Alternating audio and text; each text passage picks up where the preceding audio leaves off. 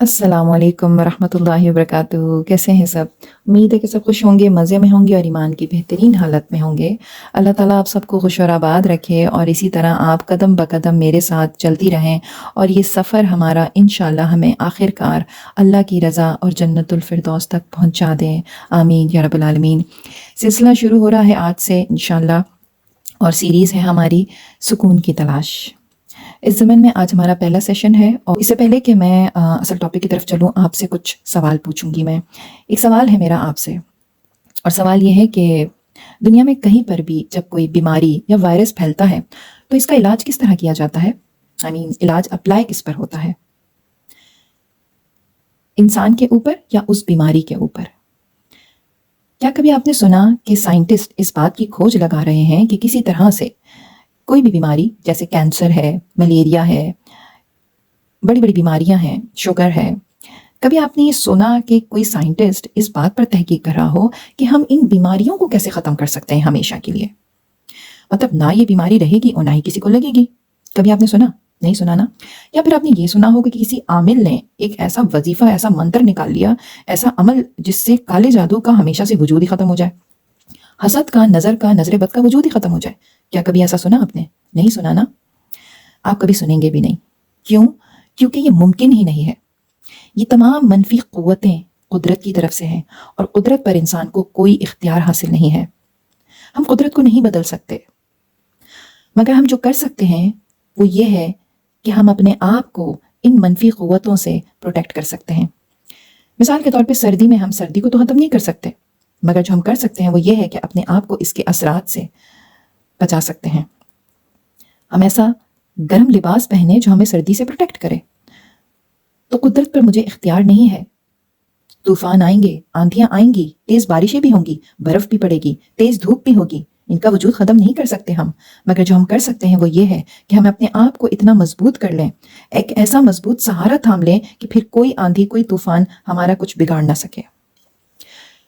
तो इस सीरीज़ में हमें वही सीखना है, कैसे मुकाबला करना है मुश्किलात का और कैसे महफूज रखना है ख़ुद को। ये दो अलग अलग कैटेगरीज हैं। हमारे ऊपर दो तरह की मुश्किलात आती हैं, मुसीबतें आती हैं। एक वो मुश्किलात जो कुदरत की तरफ से होती हैं और तकदीर का फैसला होती हैं, उन्हें हम बदल नहीं सकते, यानी हम तकदीर को बदलने पर कादिर नहीं हैं। एक वो तकदीर होती है जो बदल जाती है दुआओं से, सदका खैरात से, नेकियों से। लेकिन एक वो तकदीर है जो किसी भी कीमत पे नहीं बदलती, जो तकदीर में तकलीफ़ें लिखी जा चुकी हैं अल्लाह ने, जो हमारे लिए अल्लाह ने मुकर्रर कर रखी हैं कि इस शख्स पर ये आजमाइश ये आकर रहेगी। या फिर वो जो अटल होती हैं, जैसे कि मौत सब पर आनी है। जब सब पर आनी है, एक शख्स जो मरेगा उसके अहले खाना पीछे रह जाएंगे ना, तो उनको उसकी मौत की तकलीफ तो देखनी पड़ेगी। चाहे वो मुसलमान है, काफिर है, नेक है, बद है, उसे वो तकलीफ सहनी है, उस पर वो मुसीबत आएगी ही आएगी। फिर एक औरत जब बच्चा पैदा करती है तो उसको उसकी तकलीफ सहनी पड़ती है, चाहे वो कोई भी हो। तो इसी तरह का एक तो वो है जो यूनिवर्सल ट्रुथ है ना कि ये तो होना ही होना है, और कुछ वो मुश्किलात होती हैं जो हर इंसान की इंडिविजुअली तकदीर में लिखी जा चुकी हैं कि इन्हीं मुश्किलात से इनका इसका आजमाया जाएगा। एक तो वो मुश्किलात हैं। दूसरी कैटेगरी जो है, ये वो मुश्किलात हैं जो हमारे अपने नफ्सों की कमाई होती है, इन्हें हमने खुद कमाया होता है। जैसे कि अल्लाह कुरान में फरमाते हैं, वमा असाबकुम मिन मुसीबतिन फबिमा कसबत अयदीकुम वयाफू वयाफू अन कसीरा। और तुम्हें जो भी कोई मुसीबत पहुंचती है वो तुम्हारे अपने हाथों की कमाई है, और अल्लाह बहुत सी बातों को तो माफ भी कर देता है। यानी जो भी मुसीबतें, अल्लाह तो यहाँ पे फरमा रहे हैं कि जितनी भी मुसीबतें वो तुम्हारे अपने हाथों से हैं, यानी तुम खुद अपने लिए मुसीबतें बुलाते हो। इसका मतलब ये है कि मेजॉरिटी जो ज़्यादातर तकलीफ़ें हैं, देखें एक तो वो जो अटल मामलात हैं वो तो हैं ही, लेकिन उससे भी हमें तकलीफ़ क्यों पहुंचती है? क्योंकि उसके लिए हमने अपने आप को ट्रेन नहीं किया हुआ ना। हम उसको मुसीबत समझ रहे हैं जबकि वो मुसीबत नहीं है, उसको आगे समझेंगे इंशाल्लाह। तो पहले इस वाली कैटेगरी पे बात कर लेते हैं कि जो मुसीबतें हम पर आती हैं वो हमारे अपने आमाल का नतीजा होती है। तो चलिए एक एक करके इन गिरोहों को सुलझाते हैं। देखिए सबसे पहले बात करेंगे हम सोच की, कि हमारी सोच के जो गुनाह है, ये हम इस पे बात कर चुके हैं ना कि सोच के भी कमाल होते हैं, तो सोच के गुनाह भी होते हैं, सोच के सवाब भी होते हैं। तो सोच के जो गुनाह हैं उनके बाइस हम हमारे ऊपर मुसीबतें, मुश्किलात कैसी आती हैं। देखिए अल्लाह के नबी सल्लल्लाहु अलैहि वसल्लम हदीस कुदसी है कि मैं अपने बंदे के साथ उसके गुमान के मुताबिक पेश आता हूँ। यूँ समझ ले कि मेरे जो हालात हैं ना वो मेरी सोच पर मुनहसिर हैं। देखिए करने वाला कौन है? सब कुछ करने वाले तो अल्लाह की ज़ात ही है ना। मेरे जो भी हालात हैं, मामलात है, जो कुछ हो रहा है वो अल्लाह रब्बुल इज़्ज़त कर रहे हैं। تو اللہ یہ فرما رہے ہیں، اللہ بتا رہے ہیں کہ میں بندے کے ساتھ اس کے گمان کے مطابق ہوں، یعنی جو میرا بندہ مجھ سے جو ایکسپیکٹ کرے گا نا میں اس کے ساتھ ویسے ہی کروں گا۔ تو اس کا مطلب یہ ہے کہ زیادہ تر جو چیزیں ہیں وہ میری سوچ سے چل رہی ہیں، یعنی میں اللہ سے ایکسپیکٹ جو کر رہی ہوتی ہوں اللہ میرے ساتھ وہ کرتا ہے، لیکن میں ایکسپیکٹ ہی نہیں کر پاتی اللہ سے اچھا، کیونکہ میرا ایمان کمزور ہے، میرا تقدیر پر ایمان نہیں ہے، مجھے اللہ پہ توکل نہیں ہے، میں نے اپنے ذہن کو اس طرح ٹرین ہی نہیں کیا ہوا۔ مثال سے سمجھتے ہیں اس کو کہ آپ کسی مشکل میں پھنس گئے ہیں، خدا نخواستہ آپ ایک بہت بڑی مشکل میں ہیں، اور اب آپ کو کوئی راستہ نظر نہیں آ رہا اس سے نکلنے کا، ٹھیک ہے؟ تو دیکھیں دو رویے ہیں یہاں پر۔ ایک رویہ تو یہ ہے کہ میں اللہ سے بدگمان ہو گئی، اور میں جب میں اللہ سے بدگمان ہو گئی تو اس کا مطلب یہ ہوا کہ میں یہ سوچ رہی ہوں کہ اللہ نے میرے ساتھ برا کیا نا، اللہ نے میرے ساتھ ظلم کیا، زیادتی کی، اور میرے ساتھ کیوں کیا؟ یعنی میں اس کے پیچھے اللہ کی وہ جو مصلحت ہے اس کو چونکہ میں نے سمجھا نہیں تو مجھے اس کے فائدے بھی نصیب نہیں ہو رہے، جو اللہ فرما رہے ہیں نا ان مع العسر یسرا، بے شک تنگی کے ساتھ آسانی ہے۔ تو جو تنگی کے ساتھ اللہ نے آسانی دی ہے میں اس کو محسوس ہی نہیں کر رہی، میں اس کو پا ہی نہیں سکتی جب تک میں اللہ سے اچھا گمان نہیں کر رہی۔ ایک تو میں اس سے محروم رہ گئی کہ جو مقصد ہے اللہ کا میرے اوپر وہ تکلیف ڈالنے کا، جو مجھے اللہ ٹرین کرنا چاہ رہے ہیں، مجھے جو سکھانا چاہ رہے ہیں، میں وہ سیکھ نہیں پا رہی۔ دوسری بات یہ کہ میں جب اچھا گمان نہیں کر رہی تو اللہ مجھے اس تکلیف سے نکال بھی نہیں رہا، پھر کیونکہ میں اللہ سے ایکسپیکٹ ہی نہیں کر رہی کہ اللہ مجھے نکال سکتا ہے اس مشکل سے، میں منفی سوچ رہی ہوں، میں سوچ رہی ہوں کہ نہیں یہ تو بس میں تو اسی میں رہوں گی، میں اب اسی تکلیف میں رہوں گی، اور میں اللہ سے شکوے شکایتیں کر رہی ہوں۔ دوسرا رویہ یہ ہے کہ میں یہ سوچتی ہوں، میں اللہ سے حسن ظن رکھتی ہوں، اچھا گمان رکھتی ہوں، اور اللہ پہ توکل کر کے کہتی ہوں حسبی اللہ و نعم الوکیل، میرے لیے اللہ کافی ہے بطور کارساز، اور وہ ضرور مجھے اس مشکل سے نکال دے گا۔ اب میں بہت یقین کے ساتھ یہ جب سوچتی ہوں نا تو اب کیا ہوتا ہے کہ اس حدیث قدسی کے مطابق اللہ تعالیٰ میرے ساتھ اس گمان کے مطابق پیش آتا ہے اور مجھے اس پریشانی سے نکال دیتا ہے۔ اور اگر میری اس میں بہتری ہے، اس پریشانی میں کچھ وقت کے لیے رہنے میں، تو کچھ ٹائم کے لیے اللہ مجھے اس میں رکھیں گے جو ٹرین وہ مجھے کرنا چاہ رہی، کیونکہ میں جب اللہ سے اچھا گمان رکھوں گی تو دیکھیں دونوں صورتوں سے رکھوں گی۔ ایک تو میں یہ گمان رکھوں گی اچھا اللہ سے کہ یہ اللہ زیادتی نہیں کر رہے میرے ساتھ، اللہ مجھے کچھ سکھانا چاہ رہے ہیں اور اللہ مجھے آزما رہے ہیں، تو میں اس ٹیسٹ میں مجھے پورا اترنا ہے، تو میں پازیٹیو سوچوں گی اور اس پر صبر کروں گی، اور اللہ سے اچھا گمان رکھوں گی کہ اللہ میرے ساتھ زیادتی نہیں کر رہے، اس کے پیچھے ضرور اللہ کی کوئی حکمت ہے، اس کی پیچھے ضرور کوئی بہتری ہے۔ تو ایک تو میں وہ بہتری پالوں گی، دوسرے اس سے مجھے دل کو سکون مل جائے گا، ایک تو فوری طور پہ میرے دل کو اطمینان آ جائے گا۔ دوسرا کیا ہوگا کہ میں یہ سوچ رہی ہوں کہ اللہ اس پر قادر ہے کہ مجھے اس مشکل سے نکال سکتا ہے، تو پھر اللہ مجھے اس مشکل سے جلد ہی نکال بھی دیں گے۔ تو یہ میرا اثر ہو گیا منفی، اور مطلب میری سوچ کے اثرات ہو گئے میرے حالات کے اوپر۔ ایک اور مثال سے اس کو سمجھتے ہیں کہ مثال کے طور پہ آپ کے گھر میں گروسری ختم ہو گئی، ٹھیک ہے، اور آپ یہ سوچتی ہیں، یعنی آپ کو کوئی راستہ نظر نہیں آ رہا کہ یعنی ظاہری طور پہ اس بات کا کوئی امکان نہیں ہے کہ کہیں سے گروسری آ سکتی ہے، کیونکہ مطلب آپ کو جو حالات نظر آ رہے ہیں اس میں آپ کو یہ لگ رہا ہے کہ نہیں گروسری تو آ ہی نہیں سکتی کہیں سے، اور کیسے آئے گی اور یہ وہ۔ لیکن ایک طرف تو یہ آپ پریشان ہو جاتی ہیں، سر پکڑ کے بیٹھ جاتی ہیں، اب کیا ہوگا، ختم ہو گیا، اب کیا ہوگا، کب تک ایسے حالات چلتے رہیں گے، کب تک ہم جو ہے وہ ایسے پریشان رہیں گے، قسمہ پرسی میں رہیں گے، غربت میں رہیں گے، کب تک ہم ایسے فاقے گزارتے رہیں گے، آخر اللہ کو کیا ہم سے مطلوب ہے اور کیا چاہتا ہے، وہ کیوں ہم پہ اتنی پریشانی ہے۔ اللہ سے بدگمان ہو گئے، ٹھیک ہے، صبر نہیں کیا، اسے صبر نہیں کہتے، یہ صبر نہیں ہے۔ جب ہم منفی سوچتے ہیں اللہ کے لیے تو یہ صبر نہیں ہوتا، اور جب ہم اچھا سوچتے ہیں پریشانی میں بھی تو اس کو صبر کہتے ہیں، ٹھیک ہے۔ صبر کی ڈیفینیشن یہ ہے، اس موقع پر مشکل پہ صبر کرنا یہ ہے کہ میں اللہ سے بدگمان نہیں ہو رہی، اس کا مطلب میں صبر کر رہی ہوں، اور اللہ میں سے میں اگر بدگمان ہو گئی تو میں بے صبری ہو رہی ہوں، ٹھیک ہے۔ یہ کرائٹیریا ہے، اس کو سمجھ لیجیے، اس اصول کو۔ تو اب میں نے یہ سوچا کہ ایک تو یہ سوچو گی میری منفی سوچ، اب ہو سکتا ہے کہ میں اسی پریشانی میں گھری رہوں، یا بعد میں جا کر اللہ مجھے رزق دے بھی دے کسی تنگی کے بعد اور مشکلات کے بعد، لیکن میں بدگمان تو ہو گئی نا، اپنے رب سے ایک گناہ کما لیا میں نے، صبر بھی نہیں کیا، دوسرے میرے راستے بھی نہیں کھل رہے اچھے پورے طریقے سے۔ دوسرا رویہ یہ ہے کہ میں جو ہے اللہ سے اچھا گمان رکھتی ہوں، حسن ظن رکھتی ہوں، میں سوچتی ہوں اللہ نے تو رزق کا وعدہ کیا ہے، اور رزق اللہ کا وعدہ ہے، میں کیوں پریشان ہو رہی ہوں، اللہ دے گا جہاں سے بھی دے گا، وہ میرا مسئلہ ہی نہیں ہے نا، یہ سوچنا میرا کام ہی نہیں ہے کہ اللہ دے گا کہاں سے، اللہ دے دے گا، بس میں نے اللہ پہ توکل کر دیا۔ اب اللہ کی رحمت، میری اس سوچ سے اللہ کی رحمت جوش میں آئے گی اور اللہ میرے رزق کا انتظام کر دیں گے فوری طور پہ۔ اگر آپ کو یقین نہیں آتا آپ آزما کے دیکھ لیجیے یہ سب چیزیں۔ اچھا، تو یہ ہو گیا اللہ سے بدگمانی کا معاملہ، کہ گمان اچھا حسن ظن اور برا بدگمانی رکھنے کا نتائج ہو گئے۔ اب یہی معاملہ جب انسانوں کے ساتھ ہوتا ہے تو کیا ہوتا ہے، اس کے نتائج کیسے برے اور اچھے مرتب ہوتے ہیں۔ یہ بات ہم پہلے بھی سمجھ چکے ہیں کہ جب بھی ہم کسی کے لیے برا یا اچھا گمان کرتے ہیں تو اس کے نتیجے میں ہماری جو نیگیٹو یا پازیٹیو وائبز ہوتی ہیں اس شخص تک پہنچتی ہیں۔ اگر یقین نہیں آتا تو تجربہ کر کے دیکھ لیجیے، کوئی ایسا شخص جس سے آپ کے تعلقات خراب ہیں اس کے لیے اچھا سوچنا شروع کر دیں، اس کے بعد جب بھی آپ کی اس سے ملاقات ہوگی یا بات ہوگی آپ دیکھیے گا کہ اس کا رویہ کافی چینج دیکھیں گے آپ اس میں۔ تو ہماری سوچ سے ہمارے تعلقات پر بہت فرق پڑتا ہے۔ اللہ تعالیٰ قرآن میں فرماتے ہیں، اللہ تعالیٰ قرآن میں ہماری منفی سوچ پر اسی لیے پابندی لگاتے ہیں۔ اللہ فرماتے ہیں، اے ایمان والو بہت سے گمانوں سے بچو، بے شک بعض گمان گناہ ہوتے ہیں، اور تجسس نہ کرو۔ اب یہ جو یہاں پر تجسس سے منع کیا گیا ہے نا، ایک تو بدگمانی سے منع کیا کہ برا مت سوچو، اس کا میں نے آپ کو بتا دیا کہ ہمارے ظاہر ہے جب ہم برا سوچتے ہیں تو ہم برا بولتے بھی ہیں نا، برا بولتے ہیں تو پھر ہمارے تعلقات خراب ہوتے ہیں مزید. تو برا سوچنے سے ایک تو یہ نقصان ہو رہا ہے، دوسرا یہ نقصان ہو رہا ہے کہ میری وائبس جا رہی ہیں، اس تک نیگیٹیوٹی کریٹ ہو رہی ہے اور اس سے اس کی سوچ پہ نیگیٹو اثر جا رہا ہے. دوسرا جو اللہ نے یہاں پہ ایک چیز سے منع کیا نا وہ تجسس. یوں سمجھ لیں کہ ایک ایسا سنہرا اصول ہے نا کہ اگر ہم نے اس کو مضبوطی سے تھام لیا نا تو ہم کئی پریشانیوں سے بچ جائیں گے. وہ کیسے؟ وہ ایسے کہ ہم اس کو دوسرے الفاظوں میں اس طرح کہہ سکتے ہیں کہ ہم نے یہ جو ہم چیزوں کو بہت زیادہ کھریدتے ہیں نا، تجسس یعنی ٹو بازی میں لگ جاتے ہیں، بہت زیادہ ڈیپتھ میں جاتے ہیں معاملات کے. کوئی انسان کوئی بات کر رہا ہے تو ہم گہرائی میں گھس جاتے ہیں کہ یہ بندے نے یہ بات اس وجہ سے کی ہوگی، یا کوئی کسی کا کوئی معاملہ ہے، کچھ بھی ہے، کسی کے گھر میں کچھ ہو رہا ہے، کسی کے یہاں کچھ ہو رہا ہے، کوئی ہماری اسپیشلی خاص طور سے یہ معاملہ تب ہوتا ہے جب ہماری کسی فیملی میں رشتہ ہم کر رہے ہوتے ہیں اپنے بیٹے یا بیٹی کا. ہمارے جو سمدھیانے ہوتے ہیں نا اس میں یہ ہمارا ٹیسٹ ہوتا ہے، یوں سمجھ لیں ہماری اس چیز کا.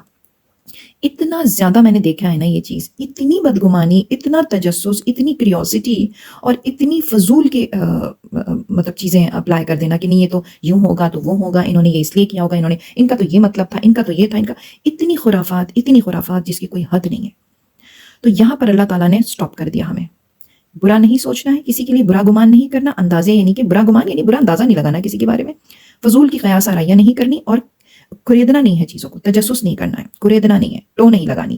فضول میں مطلب جو ظاہر کا ہے نا معاملہ اس کو ماننا ہے بس، یعنی ظاہر پر معاملہ کرنا ہے. اللہ کے نبی صلی اللہ علیہ وسلم نے فرمایا کہ ظاہر پر معاملہ کرو. یعنی ایک انسان اگر بن رہا ہے نا، بننے دیں اس کو، ایکٹنگ کر رہا ہے، ڈرامہ کر رہا ہے، کرنے دیں. آپ کا کیا جا رہا ہے؟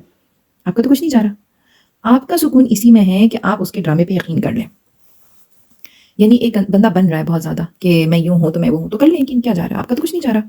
یعنی اندر سے وہ بغض ہے اس کے دل میں، اندر سے کینہ ہے، اندر سے بدنیت ہے، لیکن سامنے سے وہ آپ کے ساتھ اچھا بن رہا ہے. تو آپ یقین کر لیں کہ وہ اچھا ہے. آپ کو کیا ضرورت ہے اس کی نیت میں گھسنے کی کہ نہیں نیت تو اس کی اچھی نہیں ہے، پیٹ پیچھے تو یہ یوں ہے. ارے آپ کو اللہ نے مکلف نہیں بنایا کسی کی نیت کا. یہ میرا کام نہیں ہے کہ میں کسی کے لیے یہ اندازے لگاؤں کہ یہ یوں ہے تو وہ ہے. مجھے وہ ظاہر ایسے ہی کر رہا ہے نا کہ وہ ایسا ہے تو ٹھیک ہے ہوگا، ہمیں کیا، ہمیں فرق کیا پڑتا ہے. لیکن ہمیں تو ٹانگ اڑانے کا بہت شوق ہے دوسروں کے معاملات میں. تو یہ جو ہمارا ٹانگ اڑانا ہوتا ہے نا، اور یہ جو ہماری معاملات میں گھسنا ہوتا ہے اندر جا کر، یہ ہمیں اتنا نقصان دیتا ہے. ہماری سوچ اتنی انتشار کا شکار رہتی ہے. زیادہ تر جو بے سکونی کا شکار ہم ہوتے ہیں نا، وہ صرف یہ چیز ہے. اس کو آپ لکھ لیں. میں نے آپ سے کہا تھا نا کہ آپ کو، چلو میں ایک دفعہ دوبارہ بتا دیتی ہوں کہ آپ نے پین اور پیپر لینا ہے، اپنی ایک نوٹ بک رکھنی ہے، ٹھیک ہے، اور اس میں یہ سنہری اصول لکھنے ہیں آپ نے. ان میں سب سے پہلا اصول کیا ہے؟ حسن ظن رکھنا ہے اللہ سے اور اللہ کے بندوں سے. کیا کرنا ہے؟ اوپر لکھیں گولڈن سنہری اصول، سنہری اصول، ٹھیک ہے. نیچے لکھیں نمبر 1، پوائنٹ نمبر 1 لکھیں حسن ظن رکھنا ہے اللہ سے اور اس کے بندوں سے، یعنی کہ اچھا گمان رکھنا ہے. حسن ظن بریکٹ میں اچھا گمان، حسن ظن رکھنا ہے اللہ سے اور اس کے بندوں سے، ٹھیک ہے. دوسرا اصول، دوسرا سنہری اصول کیا ہے؟ تجسس نہیں کرنا، معاملات کی گہرائی میں نہیں جانا. کیا نہیں کرنا؟ تجسس نہیں کرنا، معاملات کی گہرائی میں نہیں جانا. یہ دوسرا اصول ہے، ٹھیک ہے. یہ 2 اصول آپ کو مل گئے آج کے لیسن میں. اب یہ آپ نے اپنی زندگی میں شامل کرنا ہے، ٹھیک ہے. انشاءاللہ آپ بہت ساری پریشانیوں سے بچ جائیں گے انشاءاللہ. اسی طرح ایک ایک کر کے ہم ایک ایک اصول لکھتے جائیں گے اور یہ اپنی زندگی میں لاتے جائیں گے. انشاءاللہ ہماری زندگی سے پریشانیاں بھاگتی جائیں گی انشاءاللہ اللہ کے حکم سے. تو اچھا، اس کے بعد یہ تو ہو گئے ہمارے سوچ کے معاملات کہ ہماری سوچ کی وجہ سے، ہماری بدگمانی کی وجہ سے ہم کس طرح پریشانیوں میں مبتلا ہوتے ہیں. اچھا ہوتا کیا ہے، تھوڑا سا اس کا ایک رزلٹ ایک ایگزامپل سے بھی سمجھا دوں نا. مثال کے طور پہ میرے ہسبینڈ ہیں، ٹھیک ہے. زیادہ تر شیطان تو میاں بیوی کے بیچ میں ہی آتا ہے نا، یا اولاد اور والدین کے، کیونکہ میں نے پہلے بھی بات کہی تھی کہ ہمارا انٹریکشن زیادہ لوگوں سے نہیں ہوتا نا. تو ہمارے مطلب آج کل جوائنٹ فیملی سسٹم بھی نہیں ہے، یا اگر ہے تو پھر ساس ہے، سب سے مین ٹارگیٹ پھر ساس ہوتی ہے یا بہو ہوتی ہے. ساس کے لیے بہو، بہو کے لیے ساس، یہ رشتہ ہے. اس کے بعد شوہر ہے، اولاد ہے، ٹھیک ہے. جن کی ساس اور بہو نہیں ہے ان کا تو بس مین ٹارگیٹ پھر شوہر اور اولاد ہی ہوتا ہے. تو اب ہوتا یہ ہے کہ مجھے بہت زیادہ بدگمانی میں ڈالتا ہے شیطان، میرے دل میں مستقل وسوسے ڈالتا ہے، ٹھیک ہے. میری ساس کے لیے، میری مطلب ان رشتوں کے لیے نا، بہو ہو گئی، ساس ہو گئی، شوہر، بیوی، یہ سب. اب ہوتا یہ ہے کہ زیادہ تر جو ہے نا، اب اللہ، بلکہ اس آیت میں ہے بھی نا یہ کہ بہت سے گمانوں سے بچو، بے شک بعض گمان گناہ ہوتے ہیں. اچھا تو اب ہوتا یہ ہے کہ زیادہ تر دیکھیں، اگر آپ کو یہ حکمت مل گئی نا، اللہ سے میں دعا کرتی ہوں آپ سب کے لیے، جتنی بھی خواتین ہیں اس گروپ میں یا بلکہ جتنی بھی دنیا میں ہیں، سب کے لیے دعا کرتی ہوں کہ اللہ تعالیٰ سب کو یہ حکمت عطا کر دے کہ وہ سمجھ سکے کہ شیطان اسے کس طرح ٹریپ کرتا ہے ان کو. کہ زیادہ تر جو یہ گمان ہوتے ہیں وہ فالس ہوتے ہیں، غلط ہوتے ہیں، جھوٹ ہوتے ہیں، شیطان کے گڑھے ہوئے ہوتے ہیں، من گڑت ہوتے ہیں. مثال کے طور پر میری کسی کے لیے بھی شیطان نے میرے دل میں وسوسہ ڈال دیا کہ تمہارے شوہر نے تو یہ بات اس لیے، یا تمہاری ساس نے، فلاں نے، تمہاری، آپ کسی کو بھی فٹ کر دیں اس میں، ٹھیک ہے. انہوں نے یہ بات اس مقصد سے کہی تم سے، اور آپ نے اگر آپ اس کی چالوں کو پہچان گئی ہیں نا تو آپ اس گمان کو فوراً پہچان لیں گی کہ یہ وسوسہ ہے شیطان کا. اور اس کو اللہ تعالیٰ قرآن میں بتا رہے ہیں. میں یہ آیت کوٹ کر دوں گی, ابھی مجھے یاد نہیں آ رہی. اللہ فرماتے ہیں کہ جو شاید اسی طرح کا کچھ ہے, آیت میں غلط نہیں پڑھ سکتی, لیکن ایسا کچھ ہے کہ ایمان والے یا کچھ کہ وہ چونک جاتے ہیں شیطان کے وسوسے سے, چونک جاتے ہیں یعنی الرٹ ہو جاتے ہیں فوراً ان کو جب شیطان چھوتا ہے یا پتہ نہیں شیطان وسوسہ ایسا کچھ ہے. تو اب آپ یہ بتائیں کہ مومن کی نشانی یہ ہے کہ وہ شیطان کے وسوسے کو پہچان لیتا ہے. تو اگر میں مومن ہوں, اگر میں نے اس چیز کی پریکٹس کر لی ہے تو پھر مطلب مومن کی سوچ پاک ہوتی ہے نا, ظاہر ہے سوچ کی پاکیزگی ہوتی ہے مومن کی. جب سوچ پاک ہوگی تو وہ اتنا زیادہ پازیٹیو سوچتا ہے مومن کہ جب کوئی نیگیٹو سوچ آتی ہے, منفی سوچ آتی ہے, تو یہ اس کے لیے کوئی اچنبے کی بات ہوتی ہے تو وہ چونک جاتا ہے. ہم چونکتے کس چیز پر ہیں؟ جو انہونی چیز ہوتی ہے نا, انہونی بات ہوتی ہے, اچانک سے کچھ ہو جاتا ہے, ان ایکسپیکٹڈ کچھ ہوتا ہے تو ہم اس پہ چونکتے ہیں. تو اب شیطان جب ہمارے دل میں وسوسہ ڈالتا ہے تو ہم چونک جاتے ہیں. کیوں؟ کیونکہ ہمیں عادت ہی نہیں رہی اس کی. ہم اتنا مثبت سوچ رہے ہیں, اتنا پازیٹیو سوچ رہے ہیں کہ اب اس سوچ نے ہمیں ایک دم چونکا دیا تو ہم سمجھ گئے یہ تو شیطان کی چال ہے. تو ہم اپنے آپ کو کیا وہ دیتے ہیں, ہم اپنے آپ کو کیا سگنل دیتے ہیں؟ شیطان ہمیں کیا کہہ رہا ہے کہ اس نئی بات سے ہم اس کو ریپلیس کریں پازیٹیو سے. کیا ریپلیس کریں کہ نہیں ایسا کچھ بھی نہیں ہے, یہ بس ایسی میری خام خیال ہے, اللہ نے منع فرمایا بدگمانی سے, میں بدگمان نہیں ہوں گی, ضرور ان کا کوئی اور مطلب ہوگا. کوئی بھی پازیٹیو سوچ اس کے اوپر اپلائی کر دیں آپ. اب آپ دیکھیں زیادہ تر 99.9% میں دعوے سے کہہ رہی ہوں کہ آپ کا گمان غلط ہی نکلے گا. اور جو پازیٹیو سوچ آپ نے اپلائی کی ہے وہ اللہ کے بھیجے ہوئے فرشتے کی طرف سے ہے, کیونکہ فرشتہ بھی تو مقرر ہے نا جو ہمیں اچھائی کی طرف لاتا ہے, لیکن ہم اس کو استعمال نہیں, بیچارے کو زحمت ہی نہیں دیتے ہم. تو جب ہم ان کو اس فرشتے کو زحمت دیں گے تو پھر وہ پازیٹیو سوچ ڈالے گا, ہمیں دے گا. وہ جب ہم لے لیں گے اور اپلائی کر دیں گے تو ہم دیکھیں گے کہ وہی صحیح نکلے گی وہ سوچ ہماری. یہ تو میں آپ کو اسٹیمپ پیپر پہ لکھ کر دے سکتی ہوں گارنٹی کے ساتھ کہ 99% وہی صحیح نکلتا ہے جو فرشتہ ہمارے دل میں ڈالتا ہے.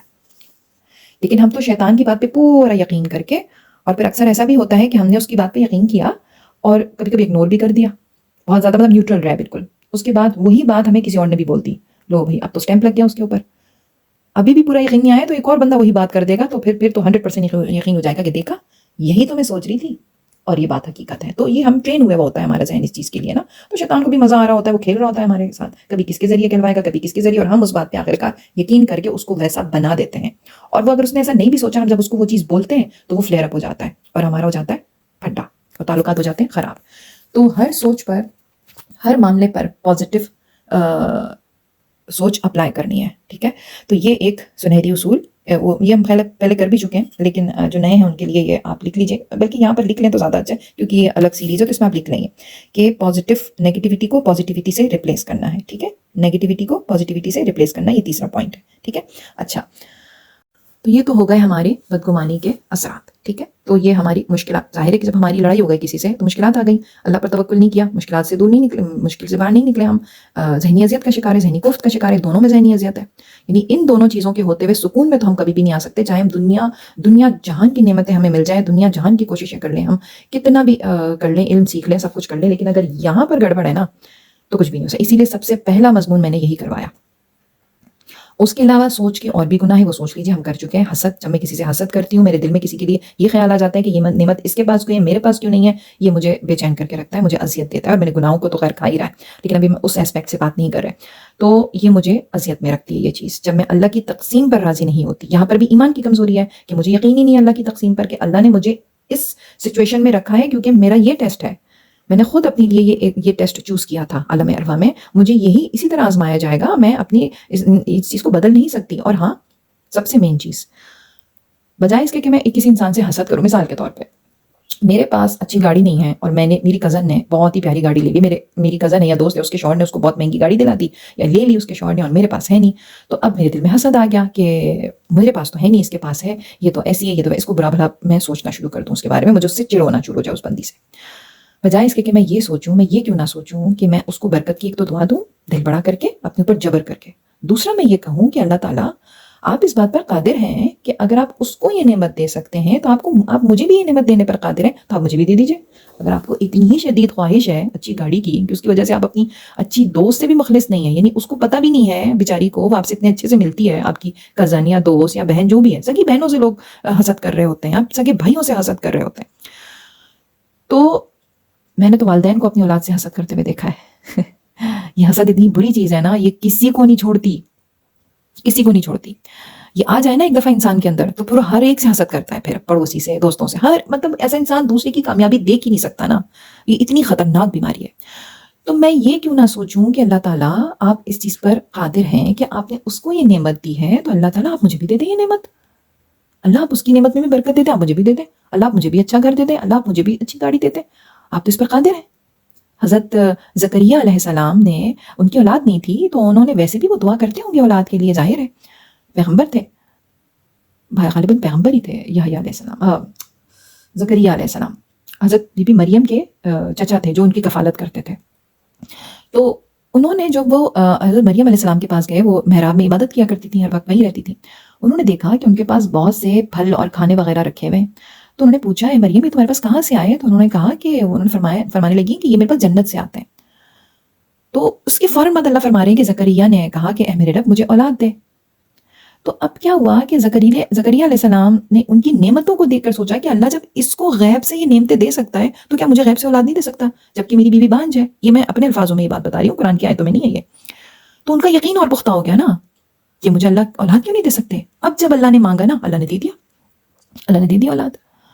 تو اگر ایسی فیلنگ کبھی کسی کی جگہ کوئی دیکھ کر آ جاتی ہے تو آپ اس کو فوراً وہ کر دیں کہ اللہ تعالیٰ آپ مجھے بھی یہ نعمت دے دیجئے، آپ نے اس کو دیا، آپ اس پر قادر ہیں کہ مجھے بھی دے سکتے ہیں۔ تو کیا ہوا؟ پازیٹیوٹی آ گئی۔ بس جہاں پر پازیٹیوٹی ہے نا وہاں خیر ہے، بس یہ یاد رکھیے گا، یہ بھی لکھ لیں ایک پوائنٹ۔ یہ میں آپ کو جو پوائنٹس بتاؤں گی وہ آپ نے لکھنے ہیں اپنے پاس، ایسے خالی سننے کا فائدہ کوئی بھی نہیں ہے، میں بتا رہی ہوں آپ کو۔ تو کیا ہے، جہاں پازیٹیوٹی ہے وہاں خیر ہے، اور خیر ہمیں مل کر ہی رہتی ہے کسی نہ کسی فارم میں۔ اگر اللہ نے ابھی میری تقدیر میں وہ نعمت نہیں لکھی تو کم از کم میرے دل میں سکون ضرور اتار دے گا، یہ تو گارنٹی ہے، فوری طور پہ دل میں سکون ضرور اتر آئے گا، حسد سے بچ جاؤں گی میں۔ تو یہ طریقہ ہے۔ اس کے علاوہ اور بھی جو جتنی بھی میری سوچ کے گناہ ہیں وہ میرے اوپر مشکلات لے کر آتے ہیں۔ اچھا ہوتا یہ ہے کہ جب میں ایسا سوچتی ہوں تو کیا ہو رہا ہے، میں بے سکون ہو رہی ہوں، یہ مشکل ہے نا، بے سکونی میں ہوں میں، اور ہم کیا سیکھ رہے ہیں، سکون کیسے حاصل ہوگا۔ تو یہ میری بے سکونی کا باعث بنتے ہیں یہ گناہ۔ یہ بخیلی سے کیسے بے سکونی آتی ہے کہ مجھے فکر رہتی ہے میرا مال کم نہ ہو جائے، فلاں یہ نہ لے لے، فلاں یہ نہ لے لے، اس کے پاس نہ چلا جائے، اس کے پاس نہ چلے کہیں۔ یعنی بخیل انسان جو ہوتا ہے نا وہ ایسا ہوتا ہے کہ اس کی کوشش ہوتی ہے، جیسے فراغ دل انسان جو ہوتا ہے نا وہ ایسا ہوتا ہے کہ اس کی کوشش ہوتی ہے کہ اس سے کسی کو خیر پہنچ جائے، لوگوں کو کسی بھی طریقے سے وہ موقع ڈھونڈتا ہے کہ وہ کسی تک خیر پہنچا دے، یعنی اپنی مدد کرے، مالی مدد کرے کسی کی۔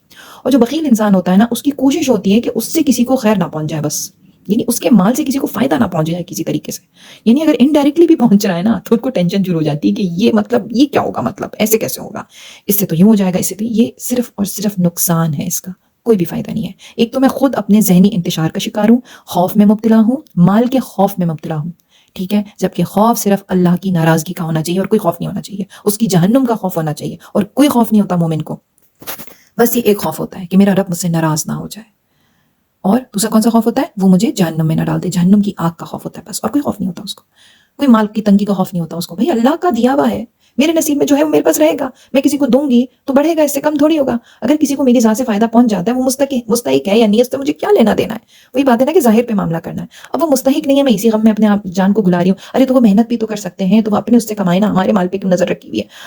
یہ بخیلی ہے، یہ تنگ نظری ہے، اور یہ جو تنگ نظری ہے نا یہ ہمیں ہلاک کر دیتی ہے، کبھی کبھی یہ ہمارا رزق بھی چھین لیتی ہے، کیونکہ یہ ناشکری ہے۔ ایک وقت تک اللہ رسی دراز رکھتے ہیں اور رزق کشادہ رکھتے ہیں، جس دن اللہ کا امر ہوتا ہے، اللہ کا حکم ہوتا ہے، وہ نعمتیں ساری ہم سے چھین لی جاتی ہیں۔ میں نے ایسے بھی لوگ دیکھے، ایسے بھی خاندان دیکھے جن کو اللہ نے اتنا نوازا ہوا تھا اور آج وہ روڈ پر آئے ہوئے، دوسروں کے محتاج بنے ہوئے، فقیر بنے ہوئے، اور کیسے کیسے آنن فانن دولت لٹتی ہے، آنن فانن لٹتی ہے۔ اللہ نہ کرے، خدا نہ خواستہ، آپ ایک وقت کو سوچیں، خدا نہ خواستہ کوئی ایسی بڑی بیماری آپ کو یا آپ کی اولاد کو خدا نہ خواستہ لگ جائے اور آپ کو اس کے علاج پہ کروڑوں روپیہ لگانا پڑ جائے یا لاکھوں لگانا پڑ جائے، جو آپ نے بینک میں سنبھال کے رکھا ہوا ہے، سینچ کے رکھا ہوا ہے۔ اللہ قرآن میں کیا فرما رہے ہیں، جو سینچ کے رکھتے ہیں، کتنا عذاب ہے ان کے لیے، جو جمع کر کے رکھتے ہیں پیسے کو، ان کے لیے عذاب ہے۔ تو یہی مال آپ کے لیے آخرت میں عذاب بن جائے گا اور دنیا میں بے سکونی کا باعث بنے گا، کیونکہ اس مال کو صدقہ کر کے میں خود کو مصیبتوں سے بچا سکتی تھی، میں نے نہیں بچایا، میں نے سینچ کے رکھا، تو میں مصیبت سے بچ سکتی تھی، میں نے نہیں بچایا خود کو، میں بلاؤں کو ٹال سکتی تھی، میں نے نہیں ٹالا۔ تو یہ مصیبتوں کو بلانے کا بہت بڑا ذریعہ ہوتا ہے۔ تو دل کی کشادگی، فراغ دلی، بخیلی ختم کرنا، یہ بہت بڑا وہ ہوتا ہے۔ اچھا، اس کے علاوہ ایک بہت بڑا ریزن ہماری زندگی میں مشکلات کا ہوتا ہے، یا آپ کو لگ رہا ہونا کہ وہی ٹاپکس ریپیٹ ہو رہے ہیں، لیکن ابھی ہم دوسرے زاویے سے بات کریں اور آگے اور ٹاپکس بھی آئیں گے انشاءاللہ۔ تو اب بات آ گئی، کیا بات کر رہے تھے ہم؟ جی، تو تکبر کی وجہ سے زیادہ تر ہماری زندگی میں جو مصیبتیں آتی ہیں وہ بڑی سوچ کی وجہ سے آتی ہیں۔ اگر میں اپنے آپ کو دوسرے سے برتر سمجھ رہی ہوں تو میں ڈیگریڈ کر دے گا اللہ مجھے ذلیل کر دے گا، تو عزت جو ہے میری کم کر دیں گے اللہ تعالیٰ. لیکن اگر میں اپنے آپ کو دوسروں سے برتر سمجھ، یعنی وہ کمپلیکسز میں نہیں میں بات کر رہی کہ مطلب میں عاجز ہوں، میں گنہگار ہوں، میری اوقات کیا ہے، اگر میری عاجزی ہے میرے اندر تو یہ میری عزت کو بڑھائے گا، یہ میرے مرتبے کو بڑھائے گا، میرے اندر سکون اتارے گا. تو تکبر جو ہے نا، یہ سوچ کا گناہ ہے، سوچ کا عمل ہے یہ، اور پھر یہ الفاظوں تک بھی جاتا ہے. جب الفاظوں کا کریں گے تو اس میں یہ ٹاپک بھی کور کریں گے. جب وہ پرابلمس ڈسکس کر رہے ہیں کہ ہماری سوچ کی وجہ سے کون سی پریشانیاں ہمارے اوپر آتی ہیں، یعنی جو ہماری سوچ ہے اس سے ہم کیسے سیکھیں کہ ہمارے اوپر جو مشکل یا مصیبت آ رہی ہے، اول تو ہم ایسا اپنی سوچ کو ایسا کر لیں کہ ہم اپنی ان پریشانیوں کو روک سکیں کہ جو ہمارے اوپر ہماری سوچ کی وجہ سے آ رہی ہیں. اور پھر جو تقدیر کی طرف سے ہمارے اوپر کوئی آزمائش آئی تو ہم اس پہ ریئیکٹ کرنا سیکھیں. ٹھیک ہے، کیونکہ پریشانی وہی ہوتی ہے، سچویشن وہی ہوتی ہے، ریئیکشنز میں فرق ہوتا ہے. ریئیکشن میں کیا فرق ہوتا ہے؟ ایک مومن کے ریئیکشن میں، اور یعنی جو ایمان والا ہے اس کا ریئیکشن، اور جس کا ایمان نہیں ہے اس کا ریئیکشن، دونوں میں بہت فرق ہے. اب یہ جو ایمان والا نہیں ہے، یہ وہ بھی ہو سکتا ہے جو ہے مسلمان لیکن اس کا ایمان ابھی یقین میں نہیں بدلا ہے، اور اس کا توکل اللہ پر نہیں ہے. لیکن دوسرا شخص جس کا توکل ہے اللہ پر، وہ معاملے کو دوسرے طریقے سے دیکھتا ہے اور یہ دوسرے طریقے سے دیکھتا ہے. تو مسئلہ سارا ریئیکشن کا ہے. ٹھیک ہے، اور ریئیکشن میں فرق کیسے آتا ہے؟ توکل سے آتا ہے، اور توکل کا تعلق سوچ سے ہے. جب ہماری سوچ بدلتی ہے تو پھر ہماری ریئیکشنز بدلتے ہیں. جب ہماری ریئیکشنز بدل جاتے ہیں تو ہمارے اندر سکون اترتا ہے. تو ہم دونوں کو ساتھ ساتھ اس سیشن میں لے کر چل رہے ہیں، دونوں کیٹیگریز کو. تو اس کو میں آپ کو ایک مثال سے سمجھاتی ہوں. دیکھیں، سوچ کا کتنا بڑا عمل دخل ہوتا ہے انسان کی پریشانیوں کو پر ریئیکٹ کرنے میں، اور اس کو لینے میں کتنا بڑا فرق ہوتا ہے. اس کو ایک مثال سے سمجھتے ہیں کہ دیکھیں، چلے میں آپ کو ایک ریئل قصہ سناتی ہوں، حقیقت پہ مبنی ایک کہانی سناتی ہوں ایک ایئر ہوسٹریس کی، جس نے اپنا قصہ سنایا ہے کہ وہ غالباً شاید ڈیفینس میں رہتی تھی وہ، اور وہ ایئر ہوسٹریس تھیں. وہ ایئرپورٹ جا رہی تھیں تو راستے میں ان کی ٹریفک جیم ہو گئی. تو ان کی گاڑی رکی ہوئی تھی، سب گاڑیاں رکی ہوئی تھیں. تو اچانک سے کیا ہوا کہ ان کی گاڑی کو چوروں نے آ کر گھیر لیا اور گن پوائنٹ پر ان کا سارا سامان چرا لیا. ان کو بہت زیادہ غصہ آیا اور وہ برا بھلا کہنے لگیں ان چوروں کو، پاکستان کو، یہاں تو یہی حالات ہیں اور ایسا ہے اور ویسا ہے. برا بھلا کہتی رہیں، اور ایئرپورٹ جانے کی بجائے وہ راستے میں ایک تھانے پر، وہیں قریب میں جو تھانہ تھا وہاں گئیں. وہاں جا کر انہوں نے FIR کٹوائی اور بہت غصے میں تھی، اور یہی سوچ رہی تھی کہ میرے ساتھ ایسا کیوں ہوا، اور میری چوری کیوں ہوئی، میری تو فلائٹ تھی، مجھے جانا تھا، یہ ہو گیا وہ ہو گیا. وہ بہرحال اپنے گھر چلی گئیں واپس، فلائٹ کا ٹائم تو نکل چکا تھا. اب کیا ہوا کہ انہیں پتہ چلا کچھ دیر کے بعد کہ جس فلائٹ سے وہ جا رہی تھیں، وہ والا جو پلین تھا وہ کریش ہو گیا. اب کیا ہوا، اچانک سے ان کا غصہ اچانک سے شکر گزاری کے جذبے میں بدل گیا. اب تک جو اپنی قسمت کو کوس رہی تھی، اللہ کا شکر ادا کرنے لگی کہ نہ ان کے ساتھ یہ حادثہ پیش آتا، نہ ان کی اگر یہ حادثہ پیش نہیں آتا تو وہ فلائٹ ظاہر ہو جاتی اور پلین کریش میں وہ بھی مر جاتی. تو جو حادثہ ابھی ان کو اپنے ساتھ زیادتی لگ رہا تھا، وہ اب ان کے لیے نعمت بن گیا.